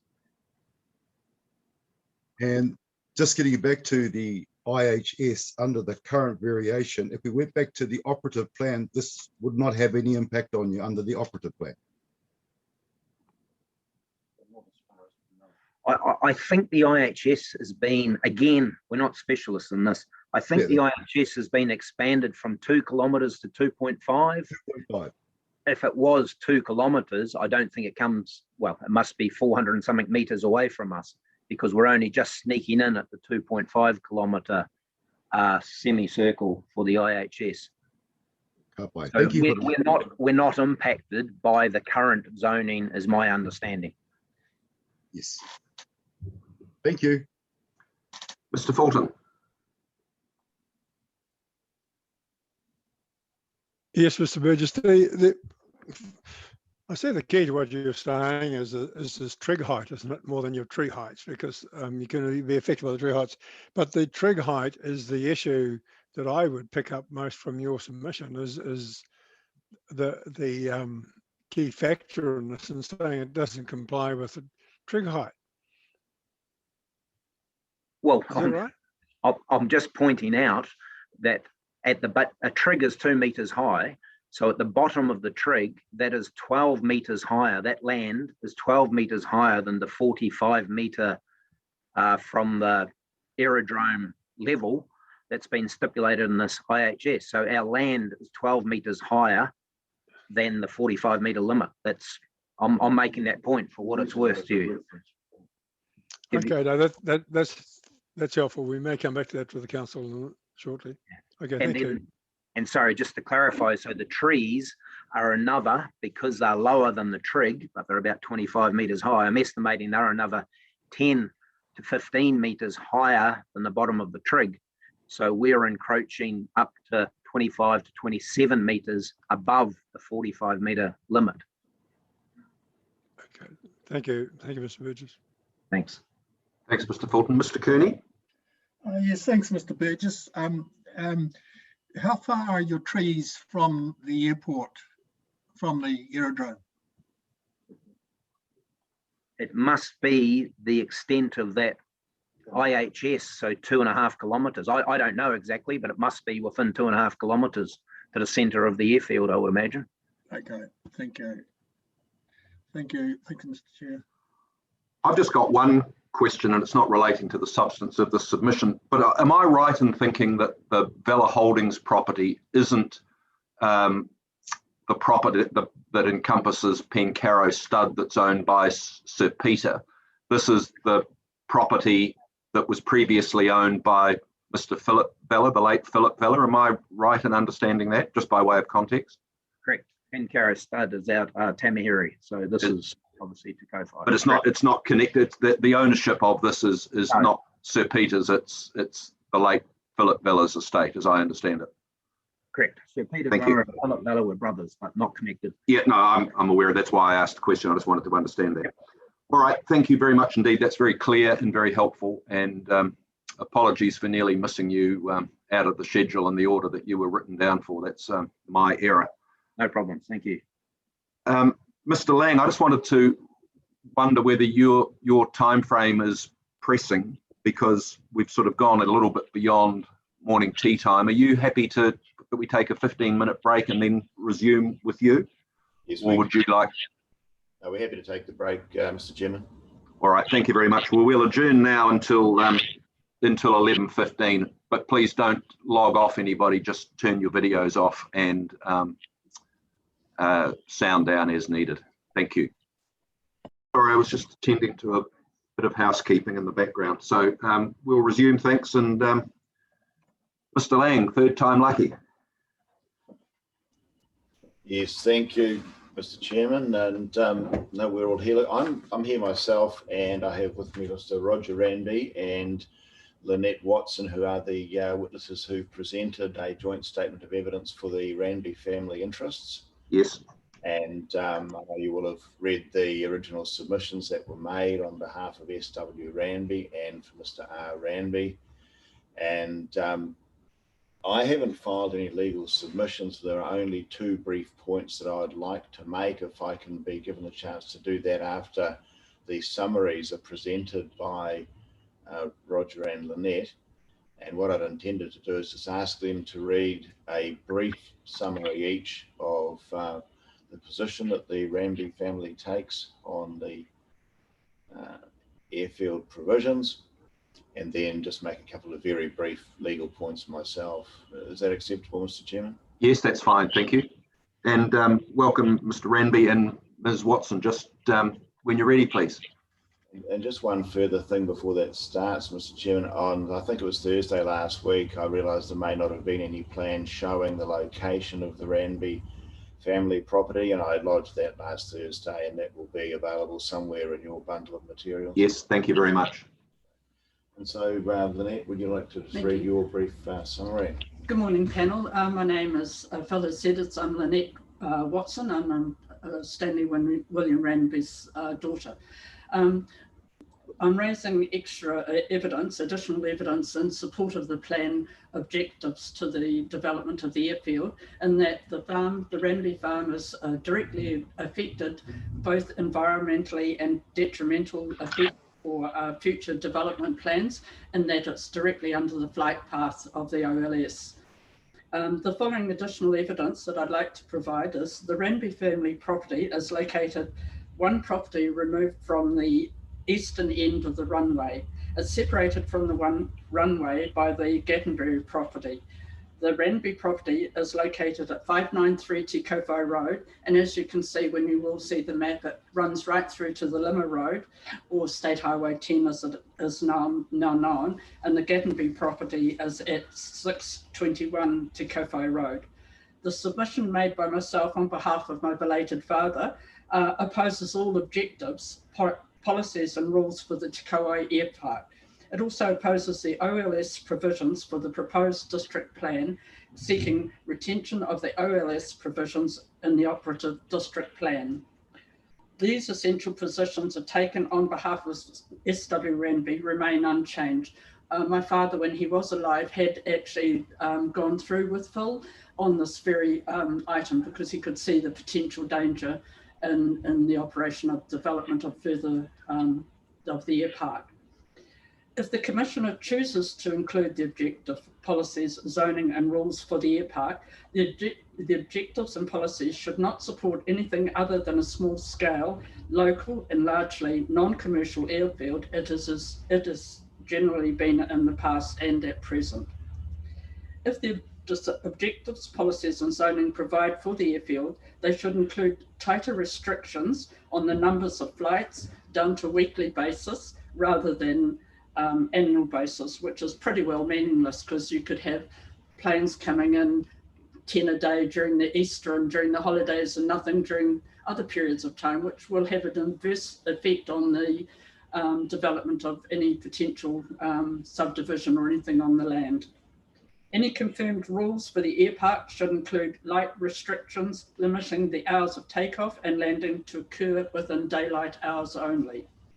There has been no reliable justification given for any major expansion of the airfield at Te Kowhai. Hamilton Airport is not very far away. Substantial commercial aviation and related activities are provided for at that location, and there is no need to duplicate parts of this at the settlement like Te Kowhai, which is a small rural settlement. Thank you. Thank you, Ms. Watson. Just to clarify, if you can look at the screen, if that's attached to the evidence statement, that's the correct, that map's correct in terms of showing your property? Yes. Or your late father's property? Yes. Yes, that's correct. Okay, no, that's fine. Thank you. And Mr. Ranby, did you just have a brief summary statement to read? Yes. Good morning. My name is Roger Ranby. Thanks, Mr. Ranby. Just when you're ready. The further submissions by myself fully opposes the variation 1 proposed change to the OLS. Although this submission does not oppose the OLS, it is notified in the proposed district plan that the SW Ranby submission does support retention of the operative district plan OLS provisions. Both SW Ranby and myself continue to support the operative district plan OLS provisions.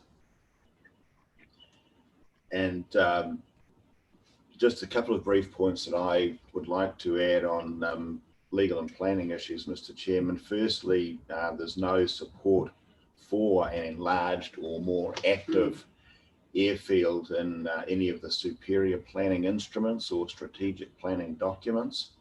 The NPS for urban development, urban growth doesn't apply here, and neither future-proof, to the best of my knowledge, nor the RPS contain any provision for the expansion or for the intensification of activity at the airfield. My understanding is that there's no directive from any of these superior documents to provide for that expansion. The only reference to the airfield in the Waikato 2070 document, there's a grey smudge in the vicinity of the airfield that's labelled Airpark Precinct, and that doesn't provide any support for any increase in activity at the airfield, only a notation about there being provision for that type of activity, which could be at any scale or intensity. And obviously, mainly in connection with the use of their own property, the Ranby family members would like to see the airfield remain as it's currently used as closely as possible. small and local and largely non-commercial airfield, so that the effects remain the same or similar as they have been. And with the OLS passing directly and close over that property, there is obviously a significant effect there in terms of development potential for parts of the property. And I think there was comment in the Section 42A report that was at least 75 metres of Ranby land where the OLS development limit would overtake the normal height limit for buildings there. And obviously there would also be potential for trees to intrude and cause additional costs and problems there. Just due to personal circumstances, there's been a limited opportunity for technical input for the Ranby family interests, and I won't go into those, but it's a relatively low level of input to the hearing. But the family is definitely very much affected by the proposed expansion of the Airpark and increased runway use. The evidence is there and the submission is there, and if there are any questions that the commissioners have, we'd like to try and answer those. Thank you all. Let's see if there are any questions. Mr. Fulton? Yeah, just what I'm picking up there, though, I mean, your property is going to be affected the same as it has been before, except it's the increase activity is really what you're mainly concerned about and speaking about, because it already goes over there. Just tell me, landing on Te Kowhai would be largely from the east towards the west. Are they landing more that way, or will they take off either direction? Are you affected by takeoff or landings more than one or the other of your property? Depending on the wind direction, I've seen them landing and taking off. Either way. Okay. So it's not greatly influenced. It's influenced by the weather, is what you're telling me. Probably equally. Yep. Okay, so it's the increase in activity is the key to what you are really submitting on, isn't it? And the lowered proposal for lowering of the OLS. Yes. Yeah. Okay. Thank you. Thank you, Mr. Chair. Thanks, Mr. Fulton. Mr. Marg? No actual questions, thank you, but thank you for your presentation. Ms. Sedgwick? Thank you. Yes, I do have a couple of questions. And first of all, I understand your position on the OLS. My questions are probably following on from Commissioner Fulton's question. In terms of, you're at the eastern end of the runway, that's correct? Yes, that's correct.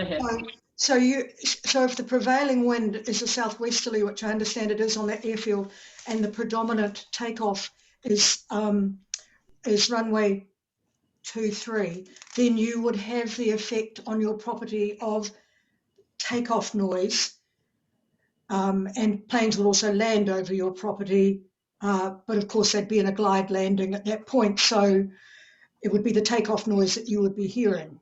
That would be, am I right in that, thinking that?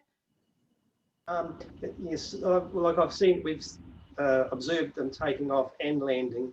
Depends on the situation, the wind directions, etc. Yep. A comment that you make in your submission about jet aircraft, and that has been discussed in Ms. Ensor's rebuttal report. Are you now comfortable that the airfield is actually incapable of handling jet aircraft?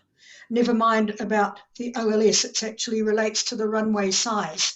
Are you comfortable now with that position? I'm told there'd be a greater comfort if it's absolutely clear that there will be no flights of that type. Yes. Of that type. Of that type of Correct. Correct. Because you've got an all-up maximum all-up weight on that airfield currently of 5,700 kilos. And and even a plane such as that we'd probably all be familiar with, such as a Q300, which normally runs on regional airports, that maximum all-up weight is more than three times the size that's allowed into Kowhai Airport. So what I'm trying to clarify is, even though it would not be capable, I think, of taking jet aircraft, it also, there's a limitation on the size of the aircraft and therefore the noise relating to that size that can come from that. So I just want to make sure I have the same understanding as you on that. We aren't particularly familiar with that reply evidence, so can't really comment on that. But if there are limitations in that in relation to aircraft size because of the formation of the runway, that's helpful. I'm just not sure whether there's anything in the provisions in the plan that would prevent change to the runway formation and allow bigger aircraft. Okay, and thank you very much for your submission. Thank you. Mr. Cooney? Yes, thank you. Just on the OSL, there's, and I think this needs to be clarified by the experts too, because there's a lot of interchange of terms here. But the OSL has two components. That's the takeoff and landing heights, and also the IHS height, which is around about 45. That's my understanding of the OSL in general terms. Now, the takeoff and landing heights, Mr. Lang, do you know what height it is over your client's property? I can assist with that. These increments go up, certainly in the planning maps, go up in 5 metre contours. Yeah. So it's about 60 or 65 metres at the end and 0 at the start. Yeah. So I would say, just looking at this, that the 45 metre contour is much higher than the takeoff, the access, the runway extension OLS by quite a margin, I would say. Okay. So lower, correct me if I'm wrong, Dr. McGill, lower, this area here would be lower than this area here. Could you just put it up on the screen? Sorry, sorry, I thought I had, sorry. My mistake. Sorry, I thought I already had it on the screen. Yeah, thank you. Yeah, it's 60 or 65 metres at the end of the strip, starting at 0, and this is 45. So my thinking is that this area the intermediate area is much higher than the displayed takeoff and landing strip. Sir, Dr. McGill here. That's my understanding, but can I just ask Mr. Park, the aviation expert? That would be fine. Thank you. I'm just not sure of the scale of that diagram. I'm sorry, I can't read from here the height lines go across. I'm not sure that they're accurately depicted or not. I don't know that they are. They may be. But what I can do is, I think it's important to clarify this. Let me just pick up another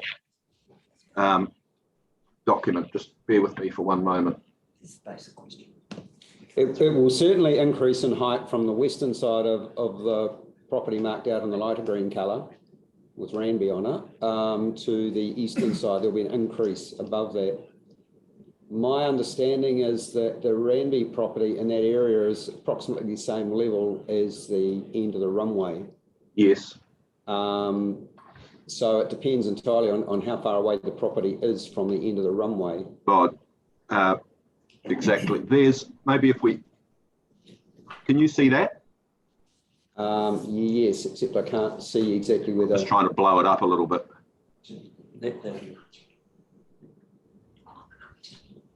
The Ranby property is somewhere in about here. Okay, I can see a plus 10 metres. Yeah, so it's just about it's somewhere between 10 and 20 metres at their property. Okay. Increasing to 45 on both sides. Okay. On the inner horizontal surface. Okay, yeah. The drawing's not good enough to. I'm pretty sure the Ranby property. Is this one here. Okay. Well, the takeoff and approach OLS then is it looks like 10 metres to maybe 15 metres. Yes. Above the aerodrome level at that point. So that would be approximately 10 to 15 metres above the level of their property. The inner horizontal surface would be 45 metres above the level of their property. In yes, that's what I thought. That's helpful. Thank you. We can get that, Mr. Chair. We can get that clarified, or the NZTE can clarify that when they come to give their case. I think. Yeah. Bit unfair to ask Mr. Lang to work out those calculations. At this point. But I think it's pretty clear that's the Ranby property in here. Well, if I could just speak very briefly on that, Mr. Chairman, I understand from reading the latest evidence from Ms. Ensor, I think she's done some calculations on exactly this, and there's, according to her evidence, there's approximately 75 metres of the Ranby property where the OLS will confine development more than the district plan building height limit. So it's under 10 metres, I believe, for about 75 metres, according to Ms. Ensor's calculation. Okay, thank you. Yeah, and that's the point I'm trying to clarify. But we'll have a look at that later. But Mr. Lang, what's this? What's your client's land zoned as? It's rural zone. It's all rural zone. Yeah, it's rural zone at the moment. Yeah. And is there any intention to bring it into the village zone? There is always that potential there. There are subdivisions of 2 acres that have been done prior, right along opposite that and all around, and there is a lot of development coming very, very close to the actual property itself. But are you seeking have you put in a submission seeking to change its zoning at all? No, that's not a proposal under this review. No. Okay, thank you. I've just got one question that's following on from that one, really. Just looking at Google Maps, it would appear that your land or the land in question is currently farmed and that there are no dwellings on the property. Is that correct? There is one dwelling on the property. Is there? Whereabouts is that by reference to? And if I put this up again, well, no, I'll go back to, bear with me a moment. If I go back to, where are we? This one, let me just share the screen.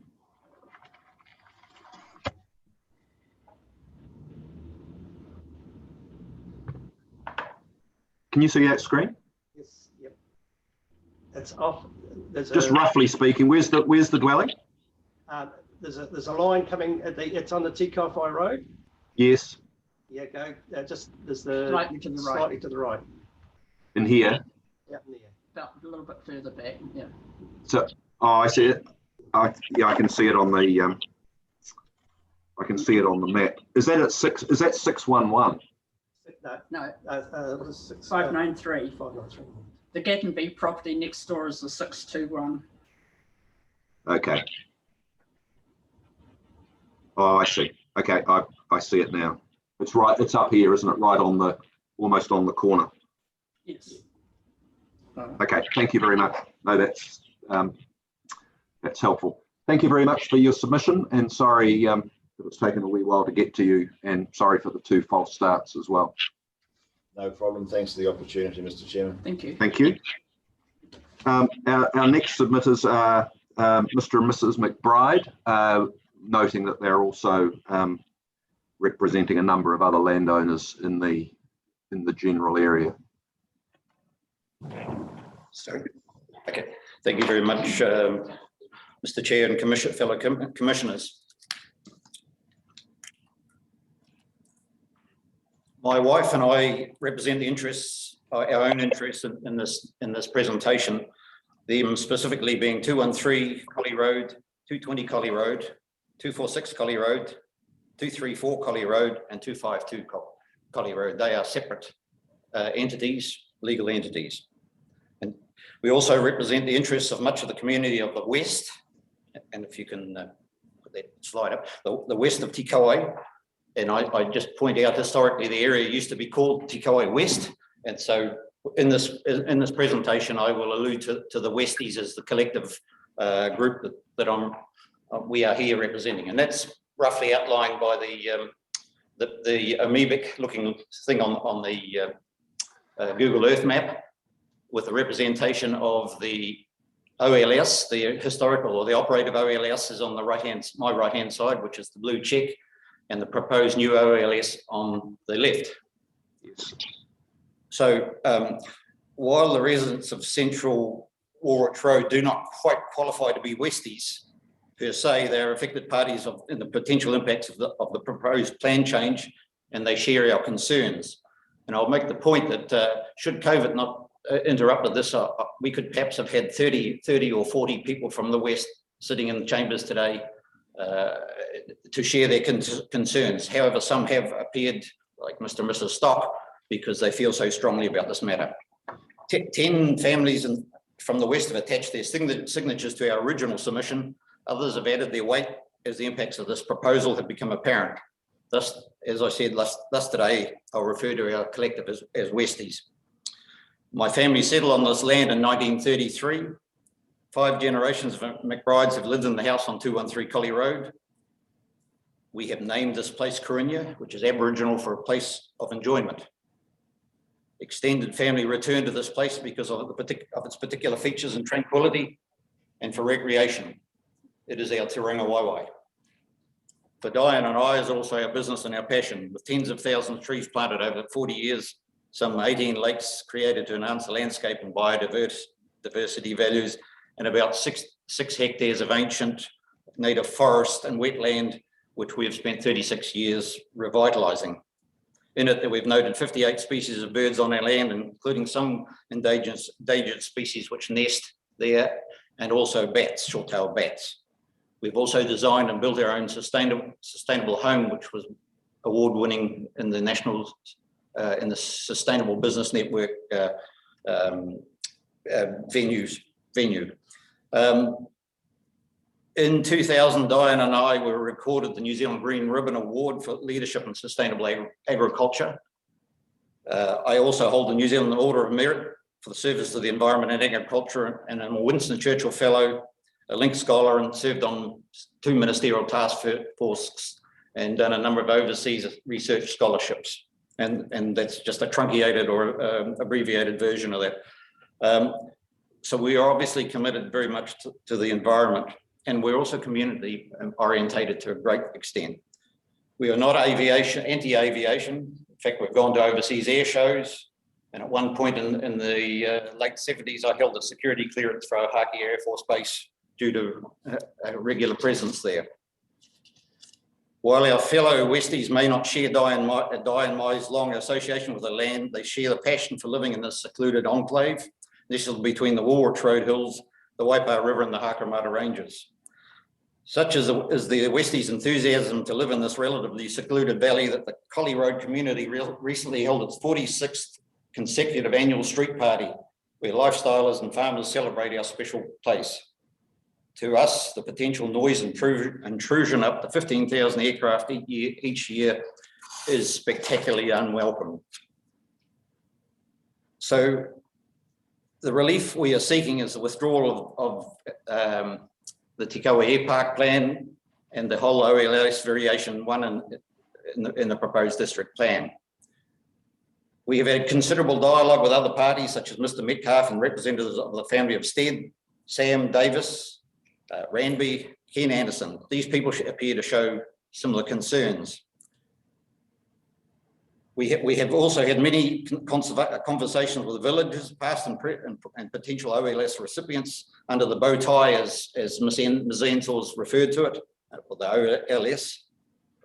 and some who will be affected by spillover and noise adjacent to the 33 square kilometres of the IHS zone. We have in our own time and our own cost kept Westies that we represent updated with regular newsletters. Particular matters which vex me is the seemingly endless reports in these seemingly endless reports includes the apparent lack of connectivity of the proposed airfield to the village. A perhaps footpath is completely insufficient, and I and the community group have been heavily involved in initiatives such as community plan reviews, blueprint, rezoning applications such as Plan Zone 17 throughout this time. We have advocated for connectivity with the rapidly expanding Takeoff village. I remain unconvinced that the Takeoff Airfield's ambitions recognise that the proposed Airpark is just an unconnected nearby satellite enclave. Further in the bigger picture, future-proofing is regularly alluded to in New Zealand NZTE's literature. I am unconvinced that this term has been defined. It sounds like a blank cheque for the future to turn this recreational facility into a fully fledged enterprise at some undetermined point in time. For certainty, villages must have general limits on NZTA aspirations rather than being handed this blank cheque of unhindered development. Discussions with Tamahiri residents under the area extended OLS with Hamilton Airport shows that Waikato District Council themselves has set up a disputes or a liaison process to protect key stakeholder values. Mandatory meetings with appointed personnel from Waikato District Council, Waikato District, Hamilton City and the airport have been set up along with community personnel, and they are required to meet regularly to address some of the concerns in terms of reverse sensitivity and community issues. No such offer has been made by NZTE due, in our opinion, to the council's sponsorship of their proprietorship, to use the chair's term. The late Mr. Max Clare of Takeoff Airfield was a charismatic person with a vision of creating an airfield where amateur aircraft enthusiasts could congregate and recreate. He was also a personal friend of Diane and I's. His passion for the skies had a significant impact on the area. Takeoff Airfield attracted aircraft and pilots of all type, and in the process, the district got to be entertained.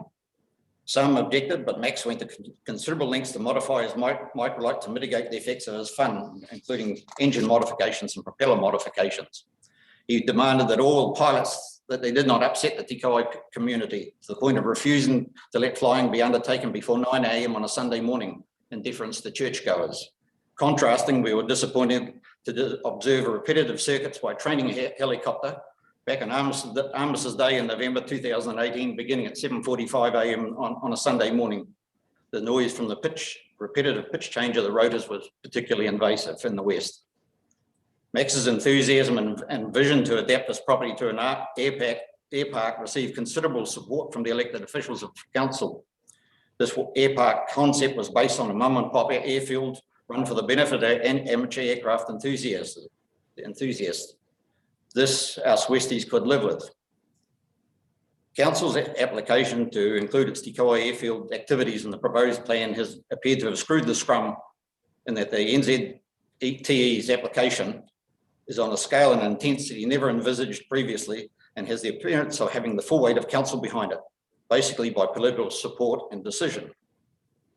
An attempt to understand this original process behind this bias in favour of NZTE has been fruitless.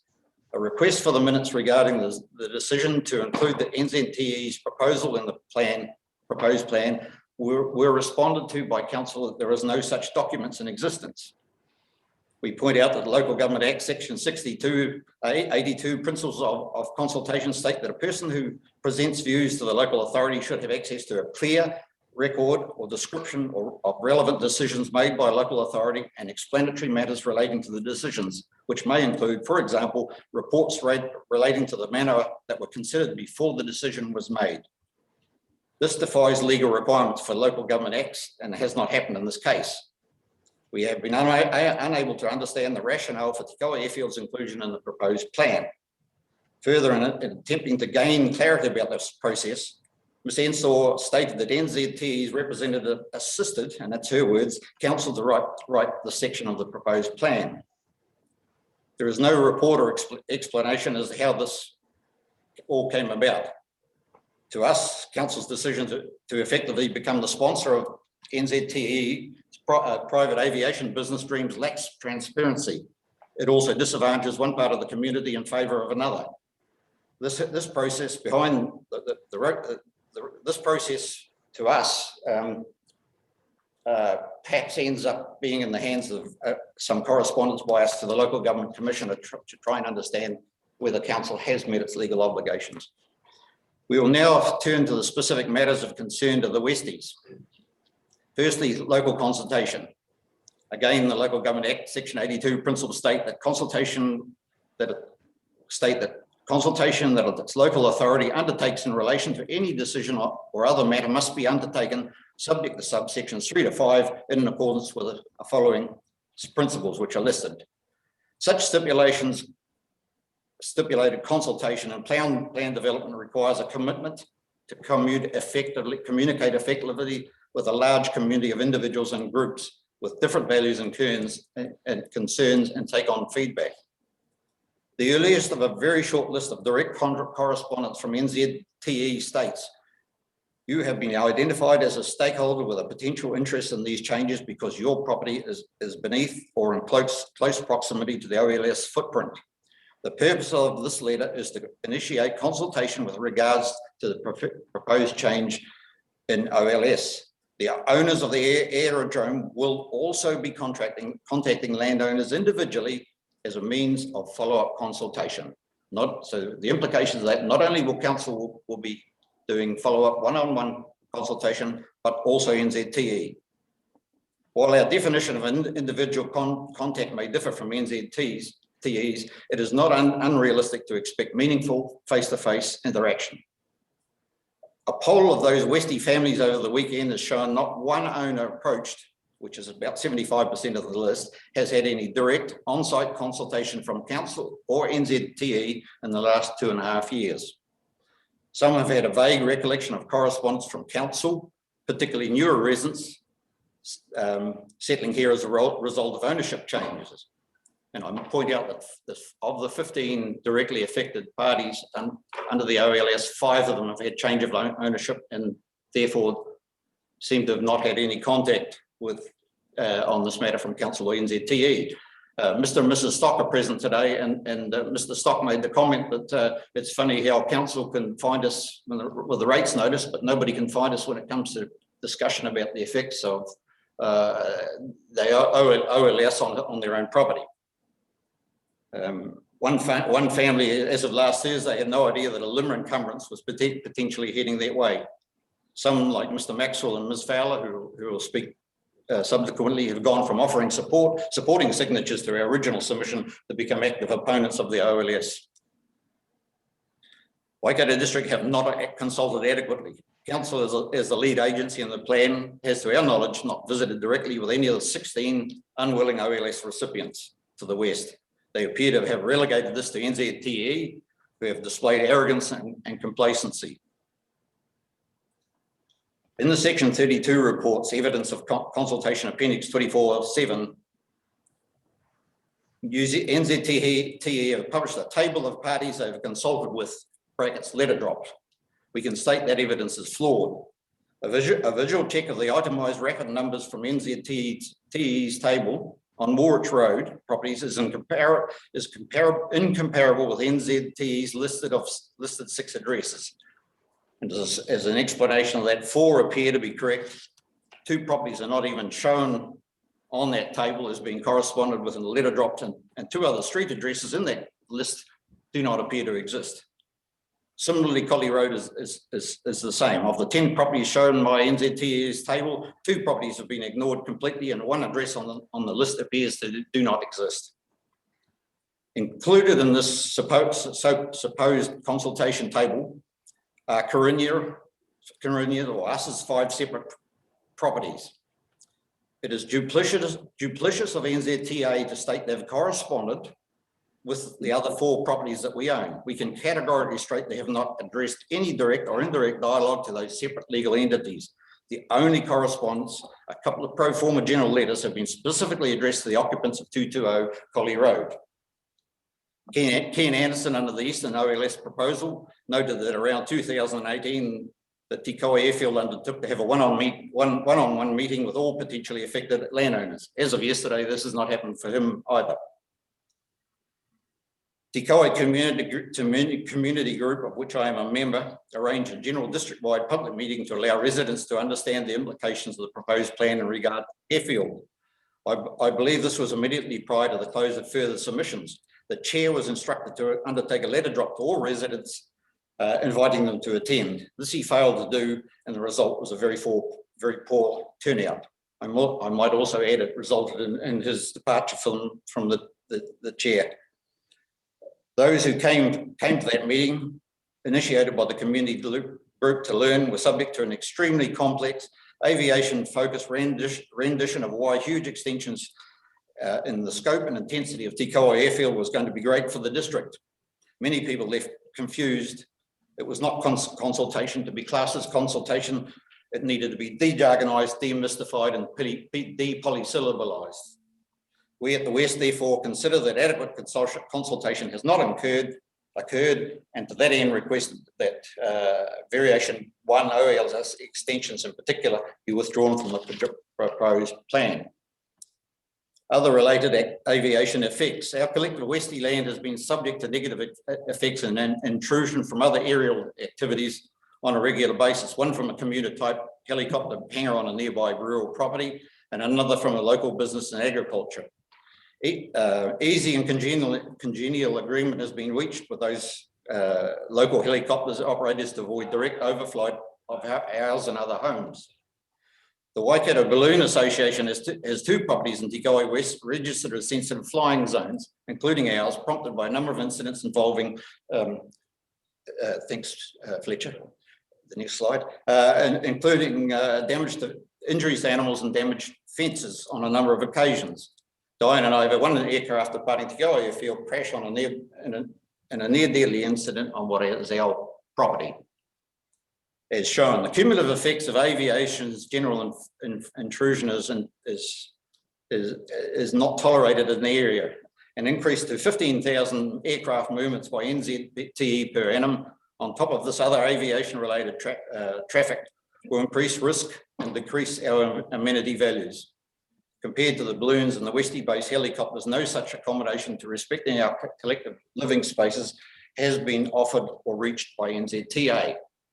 I might also add as a rider, the 32,000 aircraft movements noted in 2017, that a discussion with Di and I, with Mrs. Maxine Sutton, who was the PA to Max Clear, said that there was no way the Max's data would be able to support those sort of figures because the information is simply there.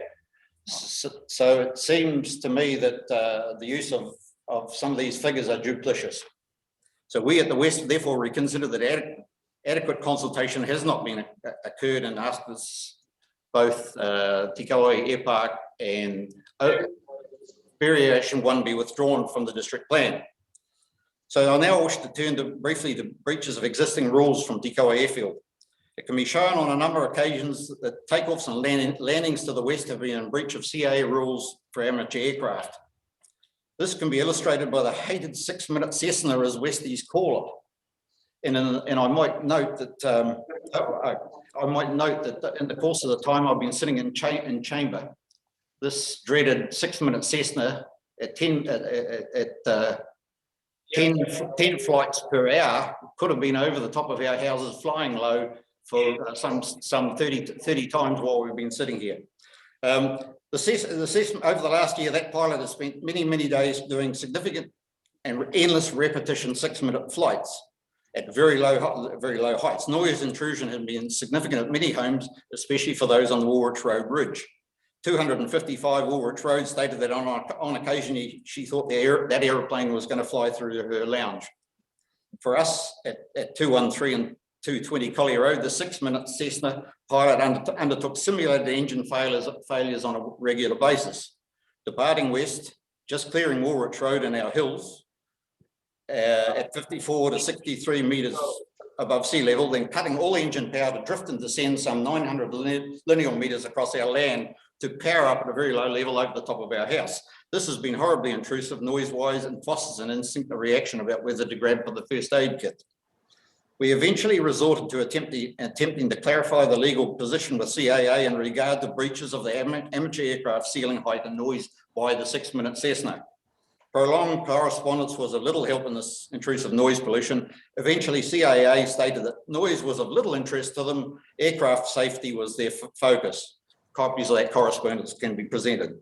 Similarly, our diary entrance for flights for from NZTE's airfield to and from the west, after CAA's hours of legal darkness or civil twilight for amateur aircraft can be reduced by us for over the last 18 months. Within that period, breaches of these rules have been particularly apparent.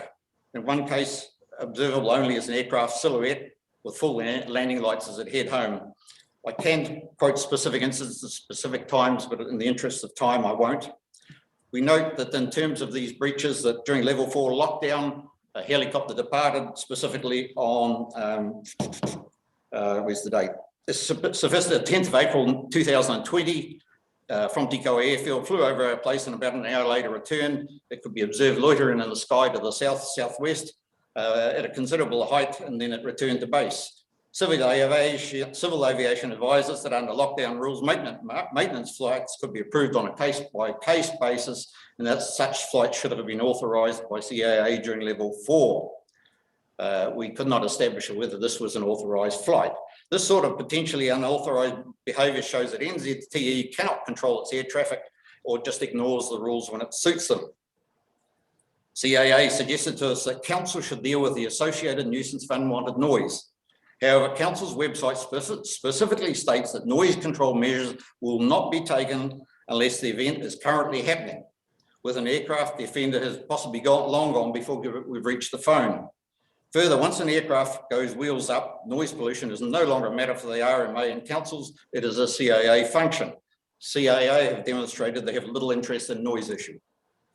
Council sponsorship of what should be a resource consent application by NZTE places them in a favoured position. These examples of likely errant behaviour appear to fall through the regulatory gaps. We in the West have little confidence in the potentially disparate regulatory system of Waikato District and civil aviation to protect our values. We ask that these plans be put aside. Mr. McBride, can I just interrupt you briefly there? You're obviously reading from a fairly carefully scripted statement that we would have benefited from having in advance. Can you just let me know, well, two things. One is, can you please provide that to Mr. Bell so that we can have it written down, because you can clearly speak a lot quicker than we can write. But could you also just indicate how much longer you'll be, please? Okay, first question, how much longer? I advised Mr. Bell last week that in the interests of fairness and equity that NZTE we were going to give 3.5 hours, and that I thought 10 minutes, which had been indicated, was insufficient. And I was given leave by him to extend our presentation to 15 minutes. He also indicated that the hearing commissioners were relatively fluid in demarcating that presentation time. So I interpret. I'm not trying to hurry you along. I'm just wanting to know how much longer you'll be. And secondly, can you please make a copy of your written statement available to Mr. Bell so that we can read it for reference when we're deliberating on the decisions we make? Because we understand clearly the points that you're making, but we can't record them quickly enough. And it's a lot easier to look at that material in writing. So. Okay, point noted. I shall do that. I was most of last month. I was usually employed in Chalky Inlet and Field and attending to the local wildlife population, and so the ability to present this was very much constrained. So let me turn to acoustic disruption. So I'm well through it. Acoustic disruption. There appears to be no relief to Westies from aviation-induced acoustic noise in the proposed plan for those under the OLS bow tie. The proposed plan simply ignores the effects on the area beyond upper noise limits in the rural zone of the operative plan. We have no specific noise control barriers, as do some of the villages. Observations suggest that noise under the approach and departure bow tie, where we live, where generally aircraft prefer to climb out into the wind, is exponentially increased as the aircraft climbs away from the airfield. We believe that cone of sound precedes and follows a departing aircraft in a far more insidious manner than an aircraft taxiing on a runway. So council has not addressed this specific issue. No reference has been found about noise in the climb out zones. No one has considered the homes of 145 and 143 Woolwich Road, which have little separation between the roof lines and the proposed lower limits of the OLS. As already noted, aircraft noise complaints are of little interest to regulators, CAA disinterest in Waikato District by their noise complaint process and jurisdiction obscuration. We Westies have no confidence that our concerns have been addressed. IFR night flying and up to an 18-metre wingspan aircraft will allow the potential of residents under the new OLS little respite under NZTE's opaque future-proof plans. Due to these omissions, we request that the OLS section in particular be deleted from the proposed plan. Trees, our original submission called for the rescinding of the short or the year 2016 1.2 metre OLS approved by Waikato District. Di and I had zero knowledge of this legal process until a drop-in session at Takeoff Hall held by council was introduced in 2018. At that, the planner asked which was our land and then flipped to planning amount. Thereupon, on our property was the word encumbrance. Investigations revealed that the Woolwich end of our 213 Collie Road property had an OLS registration on the title. We were shocked, and that was complete news to us. So in the intervening 12 years, not one person from council or Te Kowhai Airfield ever discussed the OLS. No one addressed the most likely non-compliant huge willow tree at the entrance to our Woolwich Road land. Can you skip on from that, thanks? Oh, back one, that's it there. So this one is under the operative OLS, which was inside our land. NZT professed to be very concerned about pilot safety, yet this OLS was totally ignored by council and the airfield operators. My understanding is that Mr. Metcalf will address case law, which indicates that existing use rules are applicable for his tree and our theoretical one tree protruding through the lower limits of the original 2006 OLS. However, we do not know. Nobody has stood on the hills and explained these matters. So in effect, in those ensuing 12 years, council has never given effect to the 2000 OLS, despite its obviously safety breaches, as well at Karinya and on Mr. Metcalf's land. Some with the inclusion of another 2.5 kilometres of our land and variation one with the inclusion of 2.5 kilometres of land and variation one, many of the 300 or so trees that are growing on our own ridge lines and production shelter belts may be in the breach of the proposed plan should it become operative. And I'll show you a photo. So that's that's our property there under the blue dots. Our home is on the left hand, my left hand end or the western end. No, keep left, down. Yep, about there. Our property extends right up to the red dots, red on the right. So yes, and the airfield's further out to the right. So this is the proposed OLS. If you look at those figures of hill 3 and hill 4, they're LiDAR figures of heights above ground level, both inside and immediately adjacent to the OLS. I might note that Waikato Regional Council is spending a lot of ratepayers' money at the moment in trying to correct these LiDAR data to get them more accurate. So even these critical figures that we're dealing with, and I'll come to that in a minute, are subject to some degree of error by council's own databases. So the house on the yellow pin on Woolwich Road, and there is already in the existing OLS, and to my calculations has a clearance between its roof height and the lower limits of the operative OLS is 9 metres. So that's really intrusive and unsafe.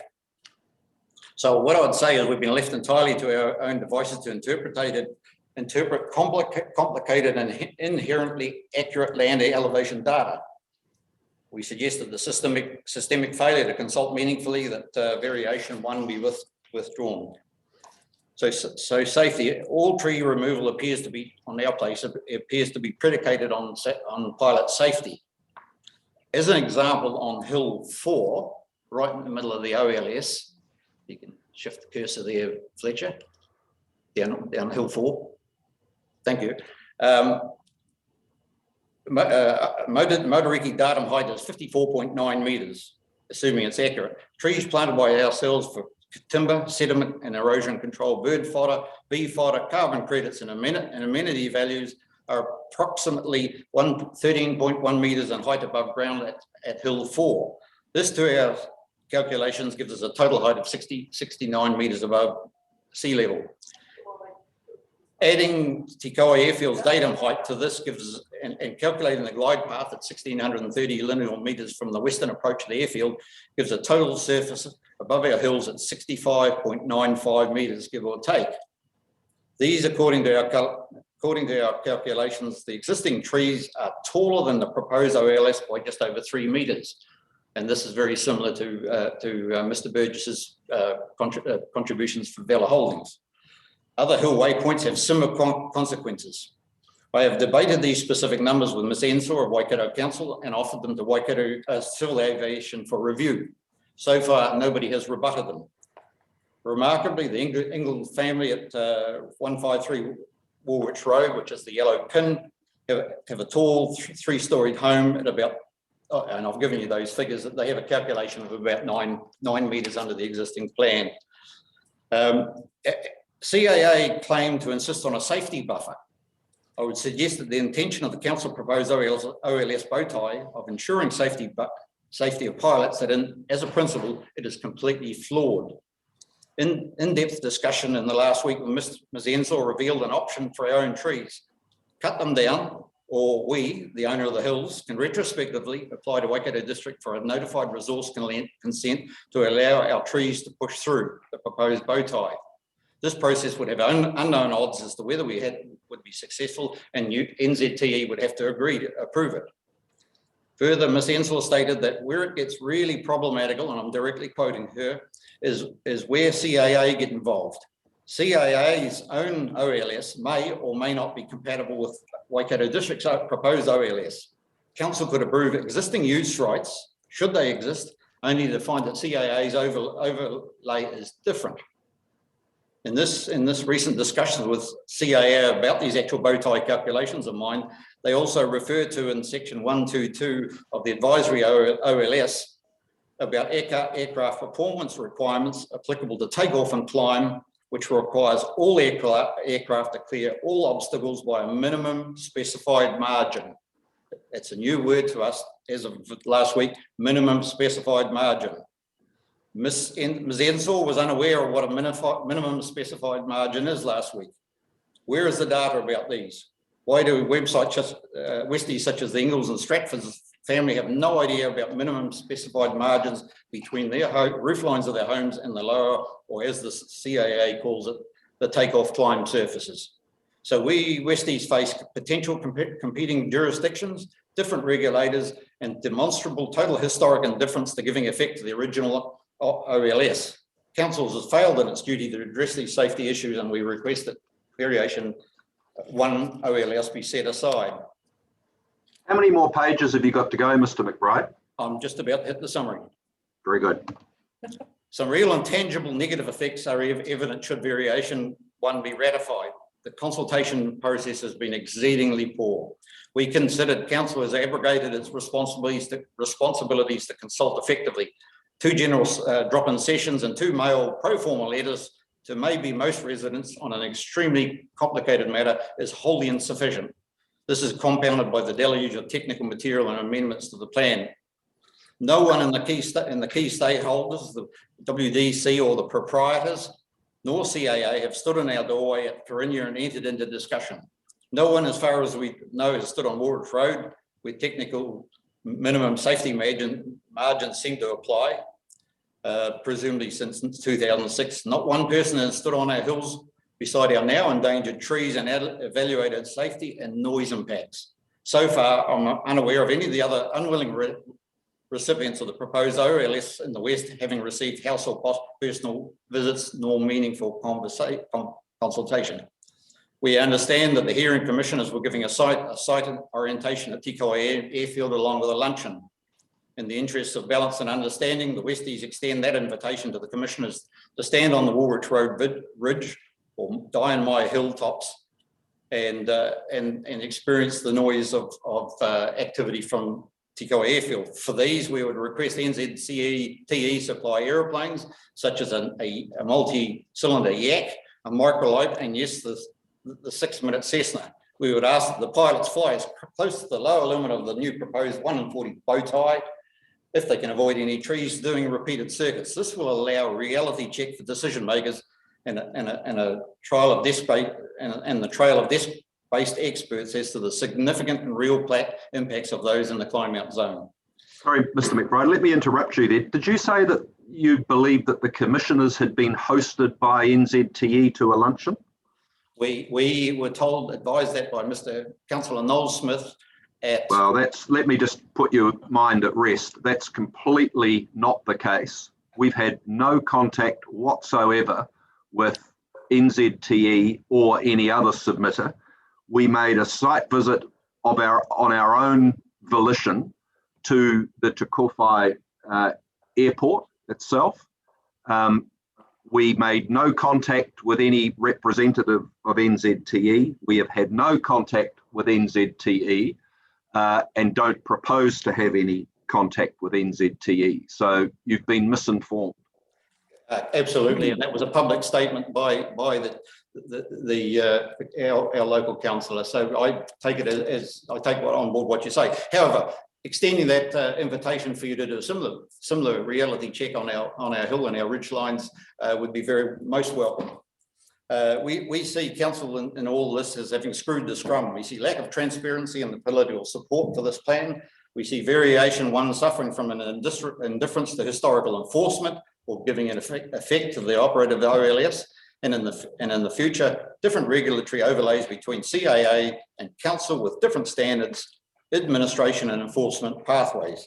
This is an exceedingly complicated subject matter and with probably a lot of unintended consequences to the 15 families currently living under the proposed OLS. I thank you for your patience. If I can just briefly turn to the last set of photos. Next one. On the left, this is one of those hill waypoints, which is with our trees on, which were about 80-year-old pine trees. That's looking directly southeast towards Vela Holdings Trig Point. Those are Ms. Madwick's pine trees in the lower left. That is very symptomatic of many hilltops and many trees in a horizontal surface, as far as we can ascertain. The trees probably breached the OLS at 2,000 and something meters from the airfield.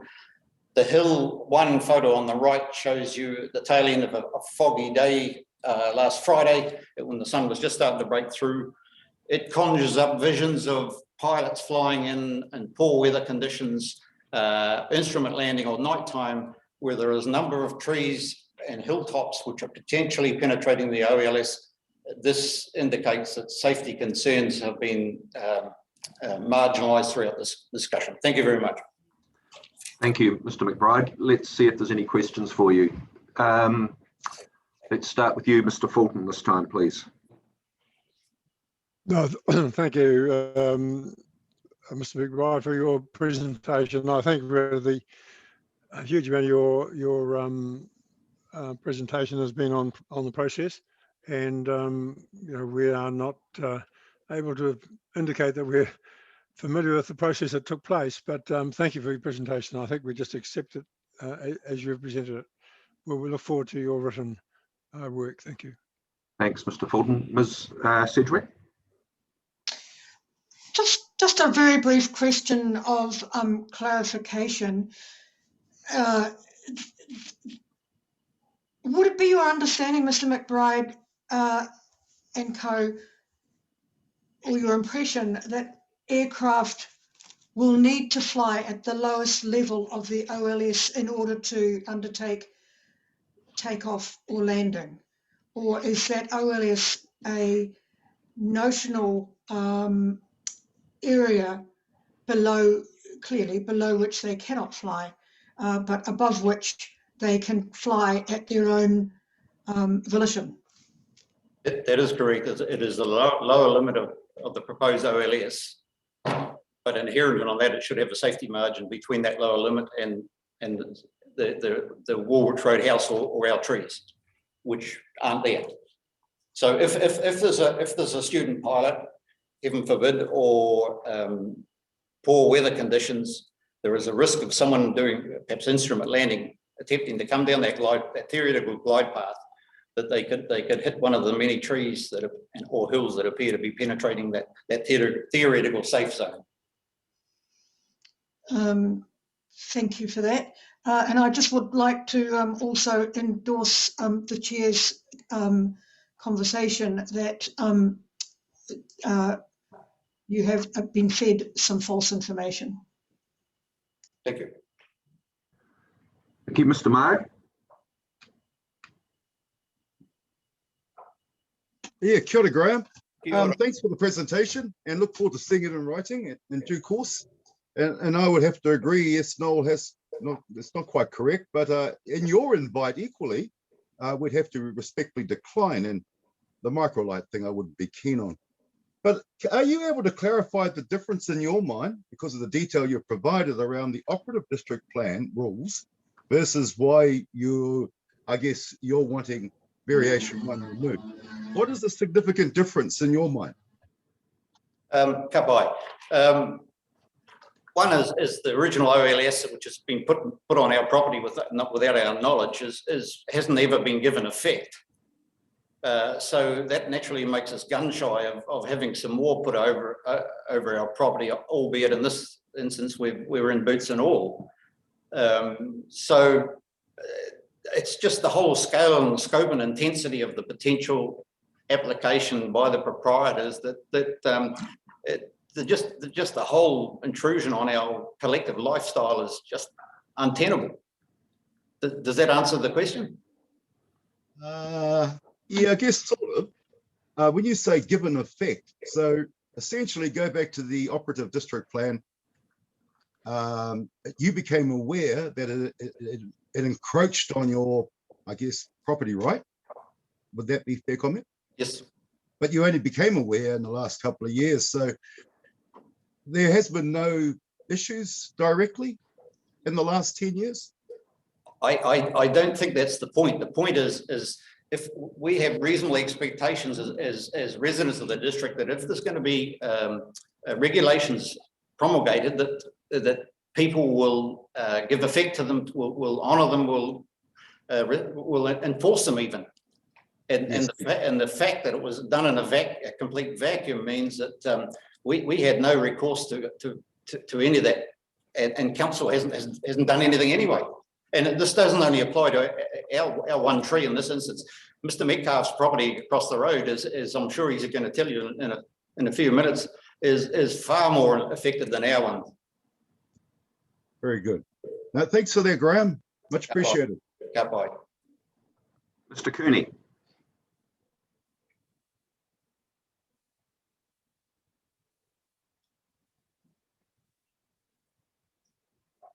Mr. Cooney?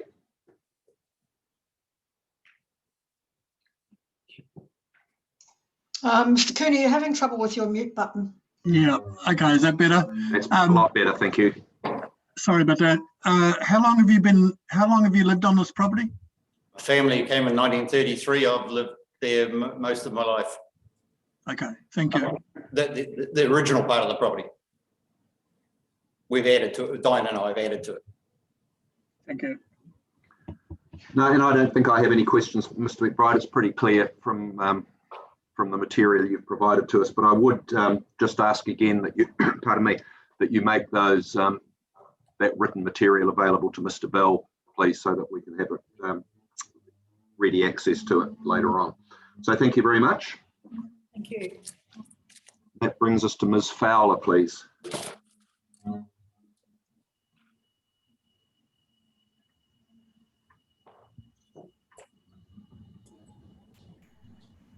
Good afternoon. Good afternoon. It is afternoon. You're right. My name is Sylvia Fowler, and together with my husband, Peter Mark Fowler, we own a property at 257 Collie Road, which is located under the western end of the approachway of the proposed extended OLS.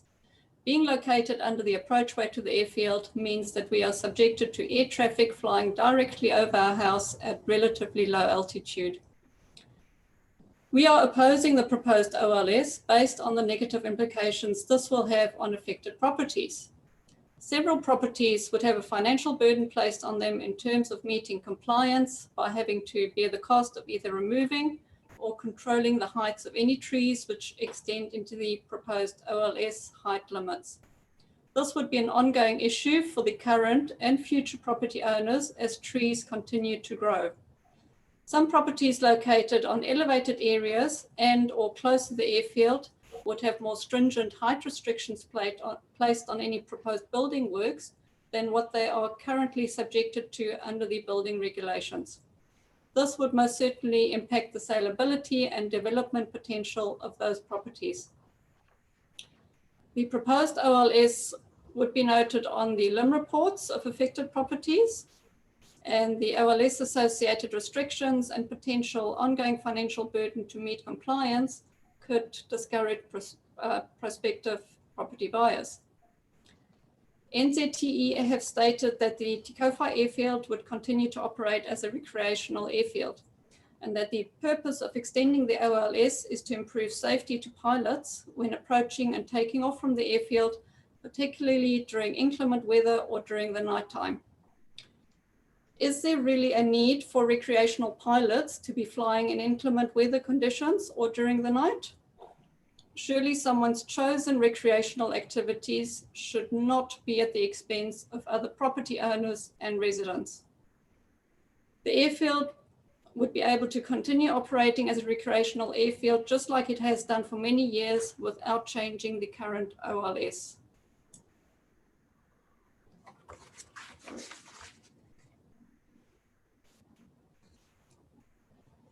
There are also some conflicting and confusing information in regards to the different areas within the proposed OLS and the implications to affected properties.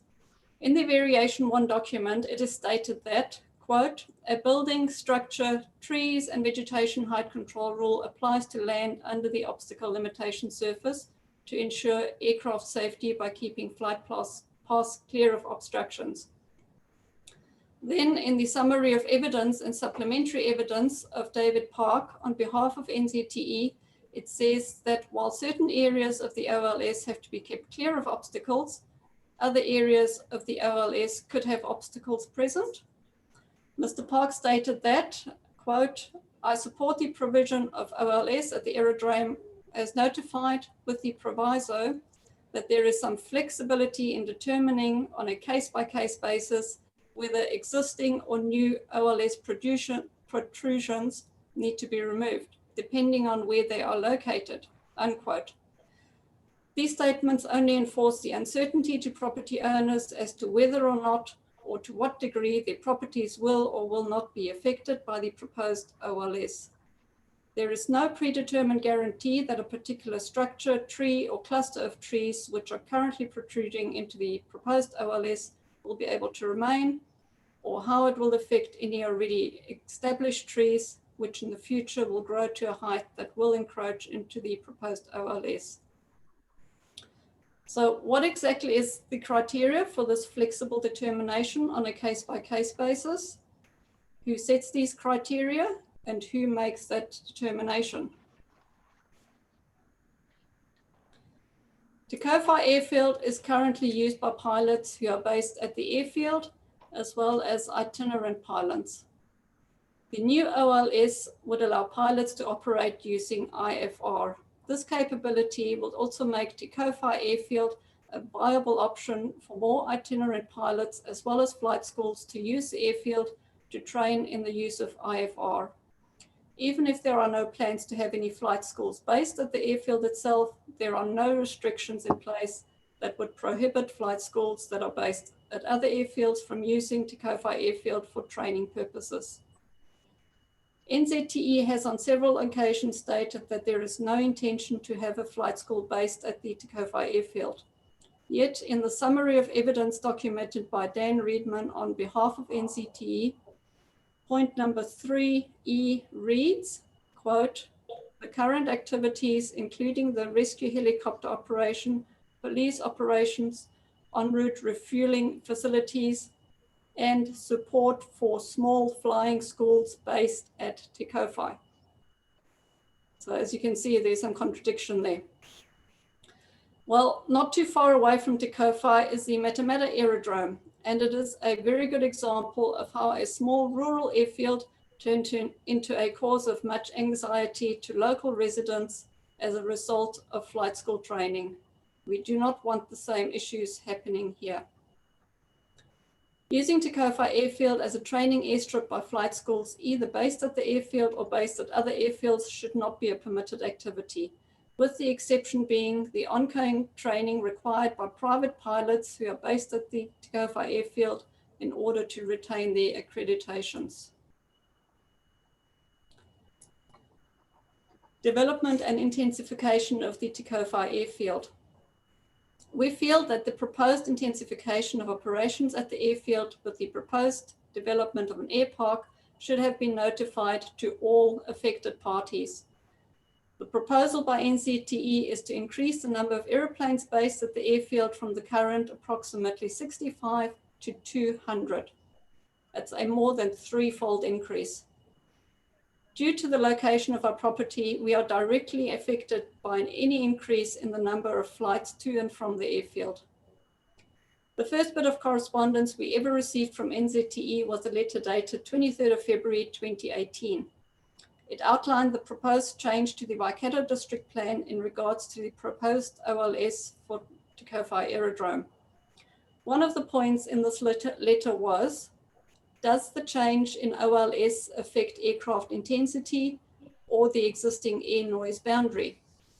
And then went on to say, quote, aircraft movement intensity is managed by existing air noise boundary, or ANB, which is already provided for in the operative district plan.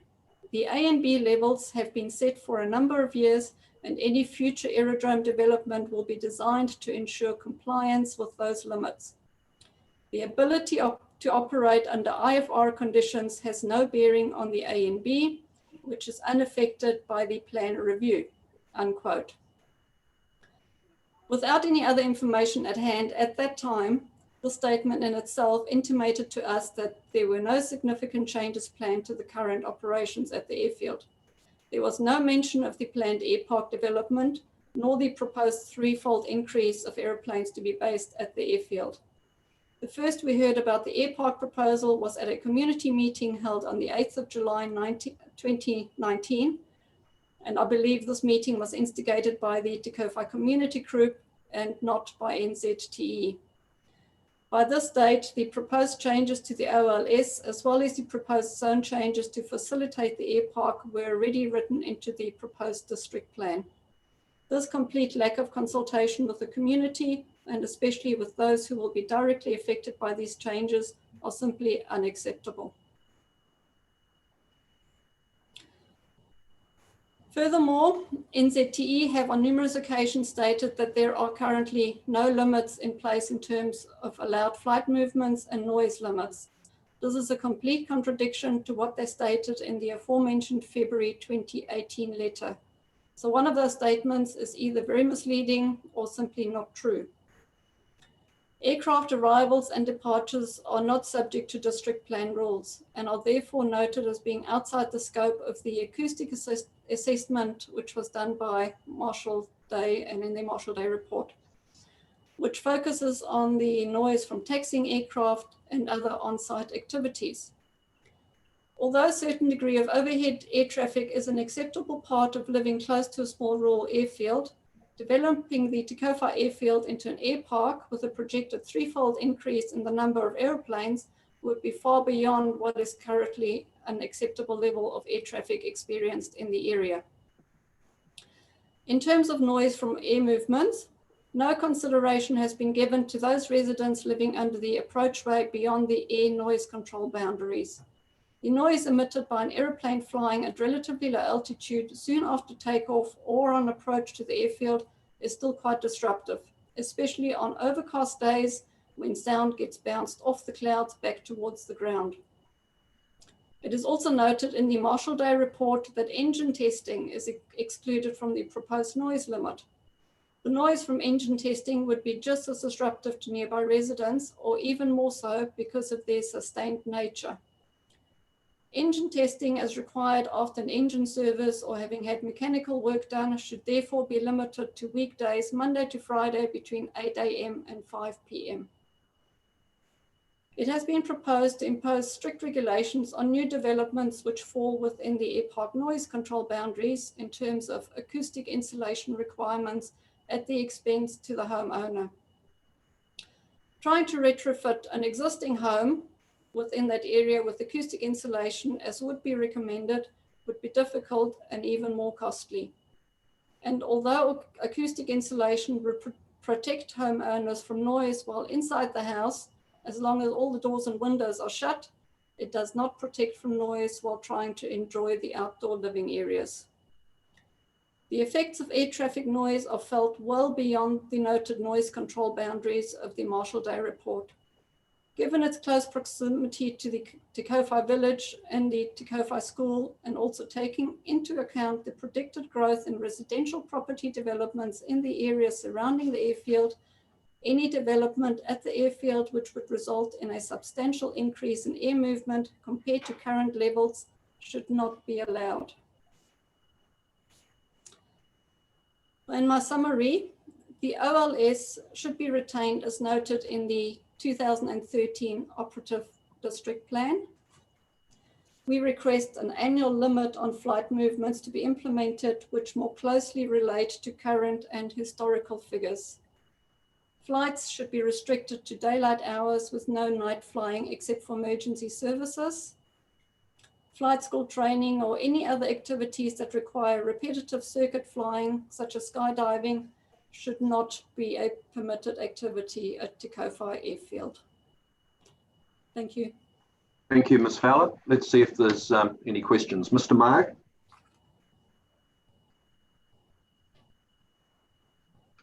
Having trouble with my mute button.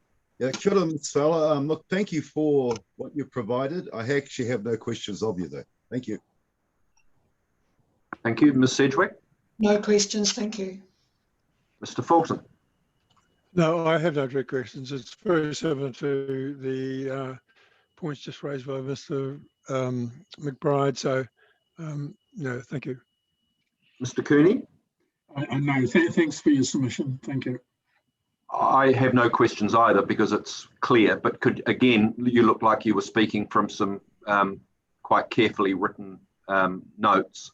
Could you please provide those to Mr. Bell, email them to him so that we have them available, please? Yep, I can certainly do that. Thank you. Thank you for your submission. Thank you. Brings us to Ms. Yap, please.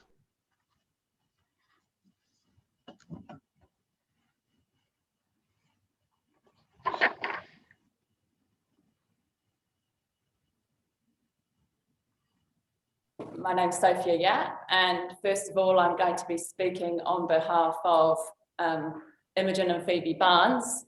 Unfortunately, with the change of schedule, they were due to speak in the afternoon, and it's now been changed to the morning. So now, due to other commitments from school, they're unable to be here. So they have asked me to read out a speech that they have prepared. We've read their written material. It's not necessary for you to read it out. That's the reason that we have the pre-circulation of material, which in their case has been helpful. So we'll just ask you to begin with your own evidence and submission, please. Right, please don't tell them I didn't read it out. No. Please. But you can tell them that we have read it and certainly understand the position that they have regarding the trees on their grandfather's property. So we have read it. So you can tell them a little white lie about reading it out, but we certainly have read it and are aware of what they've said. Okay. Okay, that's all good. Right, I'll just start with mine. Thank you. Basically, on our farm at 90 Perkins Road, we have many hundreds of kahikatea trees, which will at some point in their lives grow taller than the proposed OLS. Can we have photo 3? Sorry, because this is... I don't know if you can see that diagram, it may be a bit small. Basically, this diagram is also based on us being the same height as the runway, but we may actually be a little bit higher and a little bit closer to the OLS. So potentially you could halve the distance between our trees, which are shown on the left-hand side, and the proposed OLS, which is the red line above. You could halve that distance potentially, because I don't know exactly how high our property is. So basically, as can be seen from the diagram, there are different thoughts on the height that a kahikatea tree can reach. These vary between 60 and 90 metres high.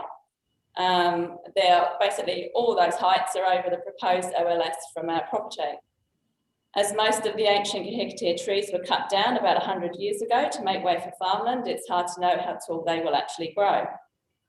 With a height growth rate somewhere between 10 and 70 centimetres a year, it could take as long as 100 years or take as little as 15 years to get to the OLS height. And based on the height of their property, that could change too. Kahikatea trees can live up to 500 years old, so our trees are still juveniles and still growing.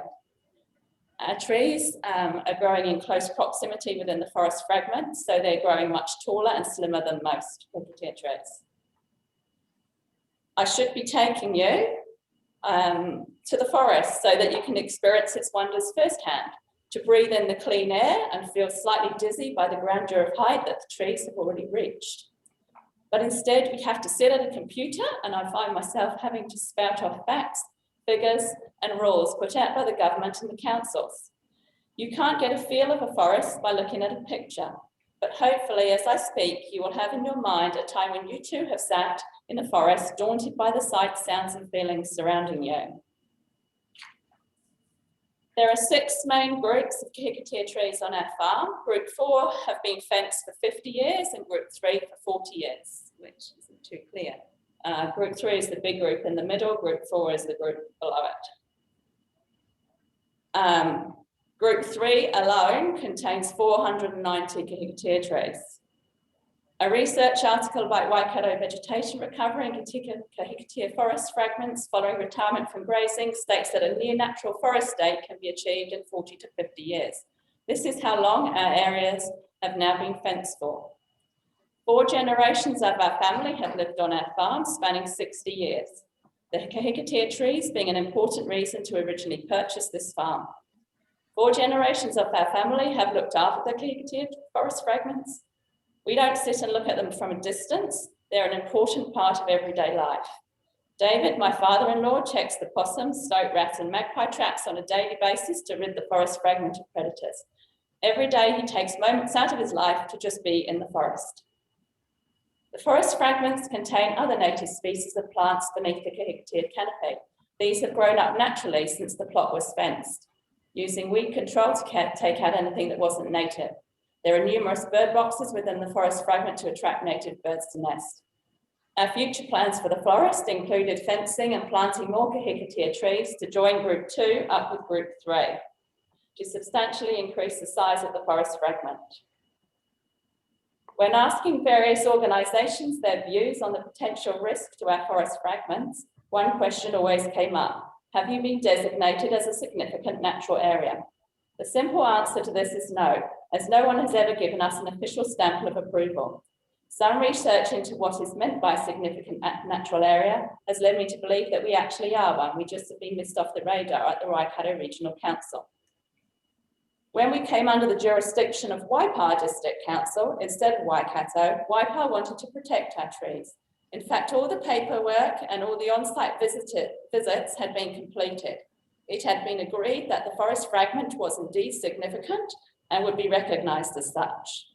I do wonder how this information was either not even seen or totally disregarded by the regional council. Maybe it was just never transferred from Waipa to Waikato. Waikato is split into different ecological districts, shown with a faint red line on the map to the left, which is very hard to see. These lines demark the change in landforms leading to different biodiversity. You can see that there are quite a number of coloured areas marked SNAs throughout the Waikato district. The insert to the right shows the part that is the Hamilton Basin. You will see that there have been hardly any sites identified here, with very little of any size. There are nothing like the 10% that government and regional council are aiming for. Waikato Regional Council need to be looking for sites smaller than ½ hectare like ours.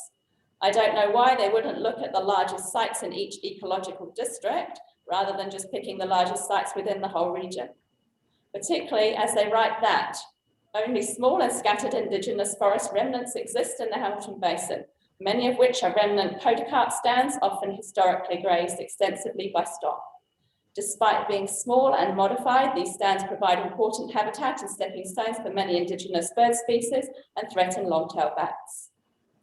Clearly, all remaining remnants should be saved, which just goes to show how important forest fragments such as ours are. According to the government's draft national policy statement for Indigenous biodiversity, a significant natural area, shown as an SNA, qualifies as having a high rating if it has one or more attributes that rate as high in respect of any one of these 4 criteria. I believe that our forest fragment is not just an SNA, but that it rates highly in 3 of these areas. Firstly, in ecological context, it provides a link between other important habitats of Indigenous fauna. We have bats as well as birds that use our forests as an important stepping stone between areas. Secondly, in representativeness, our forest is an ecological unit that is typical of the Indigenous character of the Hamilton Basin.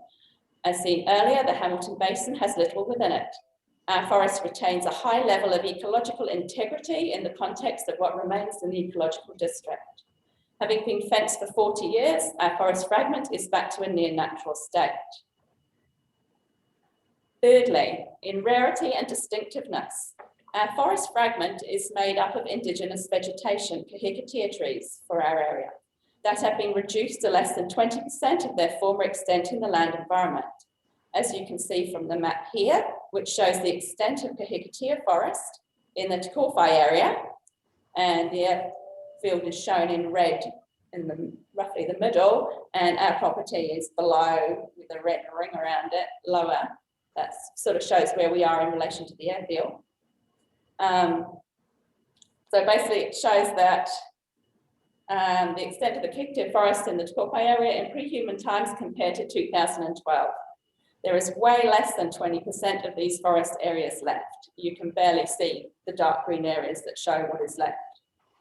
There are a few small areas showing that are kahikatea fragments that either remain or have grown up at a later date. Our trees are just a small reminder of what was once in the area in great numbers. Also in this category, the forest fragment provides habitat for long-tailed bats and nationally threatened species.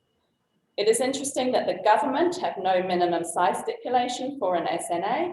As a consequence of the lack of forests in Hamilton Basin, our ecological fragment, albeit less than ½ hectare, is of a moderate size within our ecological district.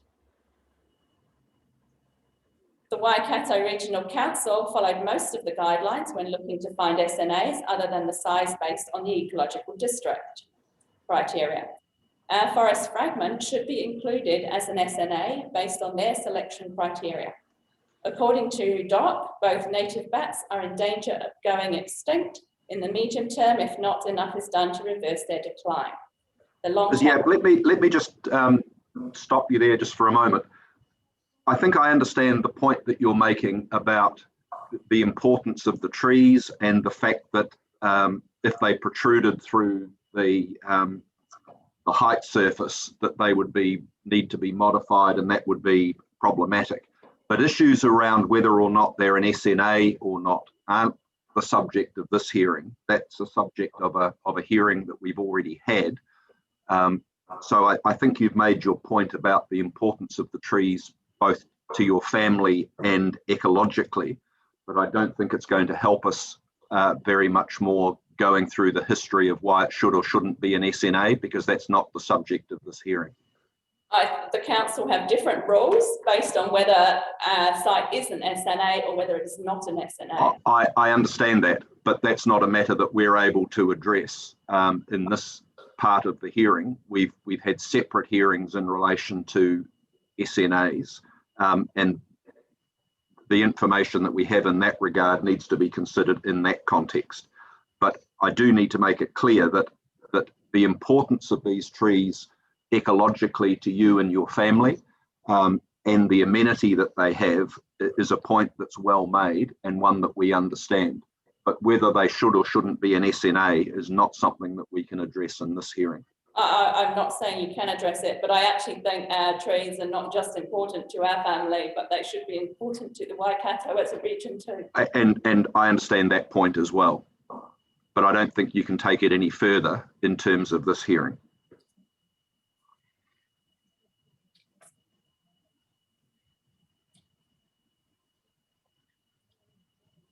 Okay, can I carry on from something else, please? Yeah, absolutely.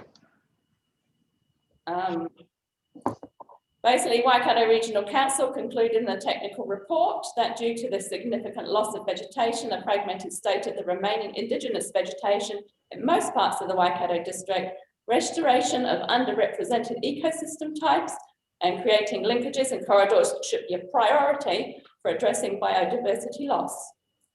And that it would add value. Sorry, I'm getting upset now. Yeah.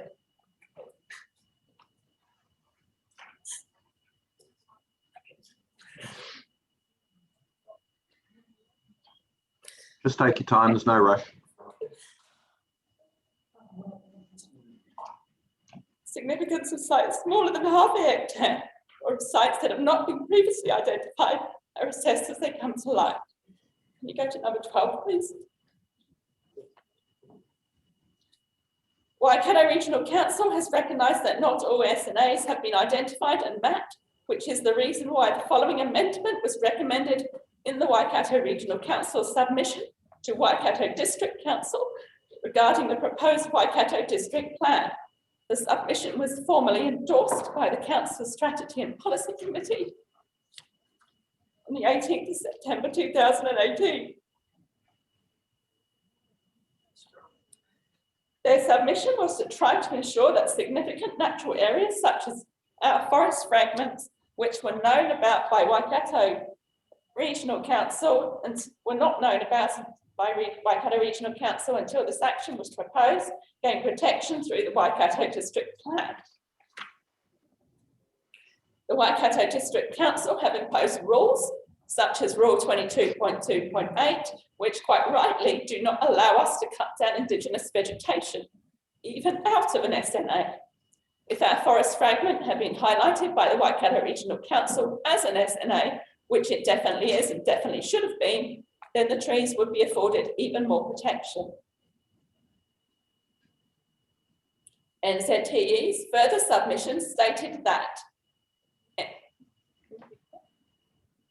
NZTE does not propose to destroy habitats, only control obstacle height when required to comply with the CAA requirements for the OLS.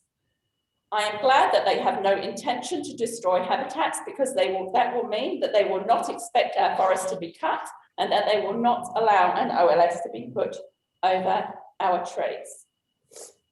Hopefully you can see from the cross-section sketch of our forest fragment how the trees on the edge of the forest look compared to those in the centre. That although kahikatea trees at the edge of the forest have branches all the way up the tree, those that are within the forest growing in close proximity to each other are tall and thin, with no leaves on any branches and basically no branches to till the canopy. Cutting the top off such a kahikatea tree when the life is at the very top would either kill or severely degrade it. It would be virtually impossible or mega expensive to cut one tree without damaging others. If only 200 trees needed cutting individually, this could cost up to $350,000, a big mortgage. Financially, quite apart from the emotional strain and the subsequent death of the forest within, maybe just a ring of trees would be left around the outside, a token of what was once there. NZTE and the Waikato District Council seem keen to follow CAA requirements, but not to follow their guidelines. If they did, they would not only be asking for an OLS, as CAA guidelines state that zoning solely to obstacle limitation service is insufficient to prevent the construction of incompatible uses such as housing or uses that attract congregations of people in the approach areas. Clearly, an airfield that is large enough to need an OLS is not compatible with a village such as Kowhai, with plenty of houses already in the approach areas. If an area with an OLS is really needed, then it should be located in an area without existing houses that are well within the approach areas and without kahikatea forests below. Airfields that are basically grass and sheds can be moved. A lot of areas of the country managed without an airport that can take flights at night or in bad weather anywhere near them. People that fly in our area are already at an advantage having the use of Hamilton Airport so close. Because land is now drained and flood damaged pasture resown, it is unlikely that any new areas of kahikatea forests are developed in the Waikato. Hundreds of kahikatea trees that have taken many decades to grow cannot be moved. Hundreds of kahikatea trees that themselves create a web of life that functions and works in harmony. Streams, bush, birdsong, and clean air. All these things make us better and lift our mood. So important in the world that we live in. I thank the panel for listening to what I have to say, and I welcome them to visit the forest before they make a decision. I am wanting out of this for the OLS to be left as it is at 2,000 metres and not extended out to the 2,500 metre mark, as we can't possibly have it over our trees. Once it's there, it's never going to be removed. The trees will always be there. Thank you. Thank you, Ms. Yap. Let's see if there's any questions. Let's start with you this time, Mr. Cooney. It's Simon Barnes here, Sophie's husband. Sorry? It's Simon Barnes here. Yeah, hello, Mr. Barnes, sorry. The reason we did all this thing is we did get a letter in the mail from the TES, something, the only correspondence they gave us. And they said that the trees would only have to be trimmed and not cut down. No, that was in the submission. That was it, the submission, was it? No, I thought we got a letter in the mail. No.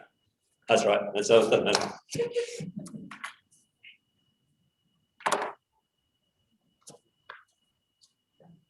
All right, let's see if there's any questions. Let's start with you this time, Mr. Cooney. Yes, thank you, Ms. Yap, for that submission, and it's obviously the trees are very dear to you and your family. Do you understand the concept of existing use rights that has been described in the Section 42A report? And I'll just go through that with you.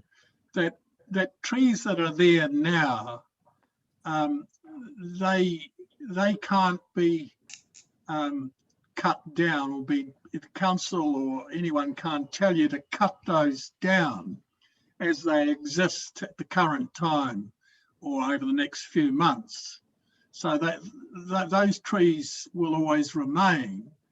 The legal debate is if we were to approve this change and extended the bow tie, as it were, and the inner horizontals circle, and it covered your trees, and if they extended into that area, the plane, the height, but they kept on growing, then they could be required to be trimmed only, not to be taken out.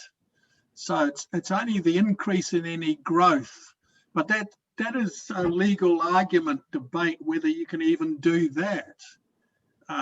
So So I just thought I'd better try and outline that to you, but it's explained in the section 42A report. So I appreciate that, but the point is they will at some point in their lives grow over that height. They will.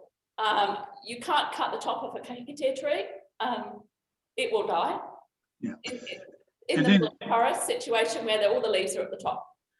We were told by the Waikato District Council at the meeting we had at the Kowhai Hall that we would be responsible for chopping our trees off when they reached our limit. So there wasn't, they led us to believe that there was nothing going to be going over that height, not that they possibly would be able to go over that height, which seems to be a possibility now, which is good. And I'm hoping it is a possibility because we have no intention of cutting those trees at all. No, and it's the trimming, but what I'm saying to you is even the trimming, legally it's not clear whether you can require them to be trimmed. Some say yes, other lawyers say no, because it doesn't really change the scale or intensity of that tree. So that's all. That's only that's just my opinion. Yeah, the thing is with rules and regulations, though, if it's in the rules and regulations that we have to cut them, then it's in the rules. We shouldn't be having to go and debate this again at a later date. We should have it now saying basically that we don't have to cut them. Yeah. Okay. Well, thanks very much for your submission. Thank you. Mr. Marg.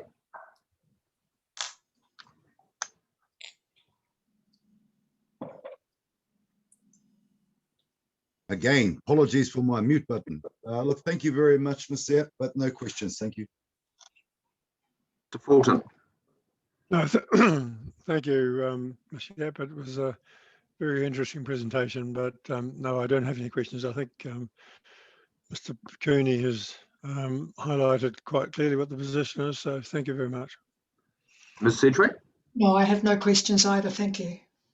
No, and I have no questions either. Thanks, Ms. Yap. It's pretty clear what you're asking us to do. So thank you for your submission.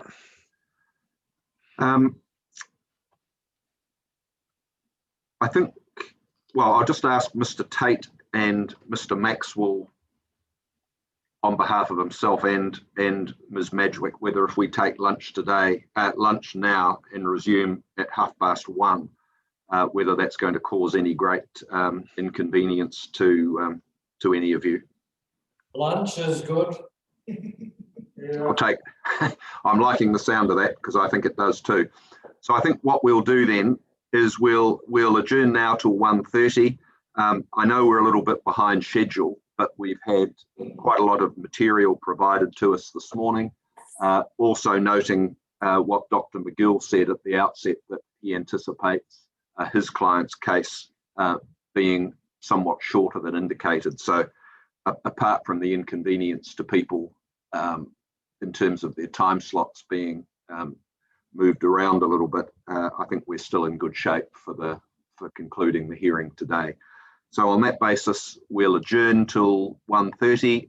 If you can please log off from this call altogether and re-log on from the additional link when we resume, that will be appreciated. Thanks. We'll adjourn now till 1:30.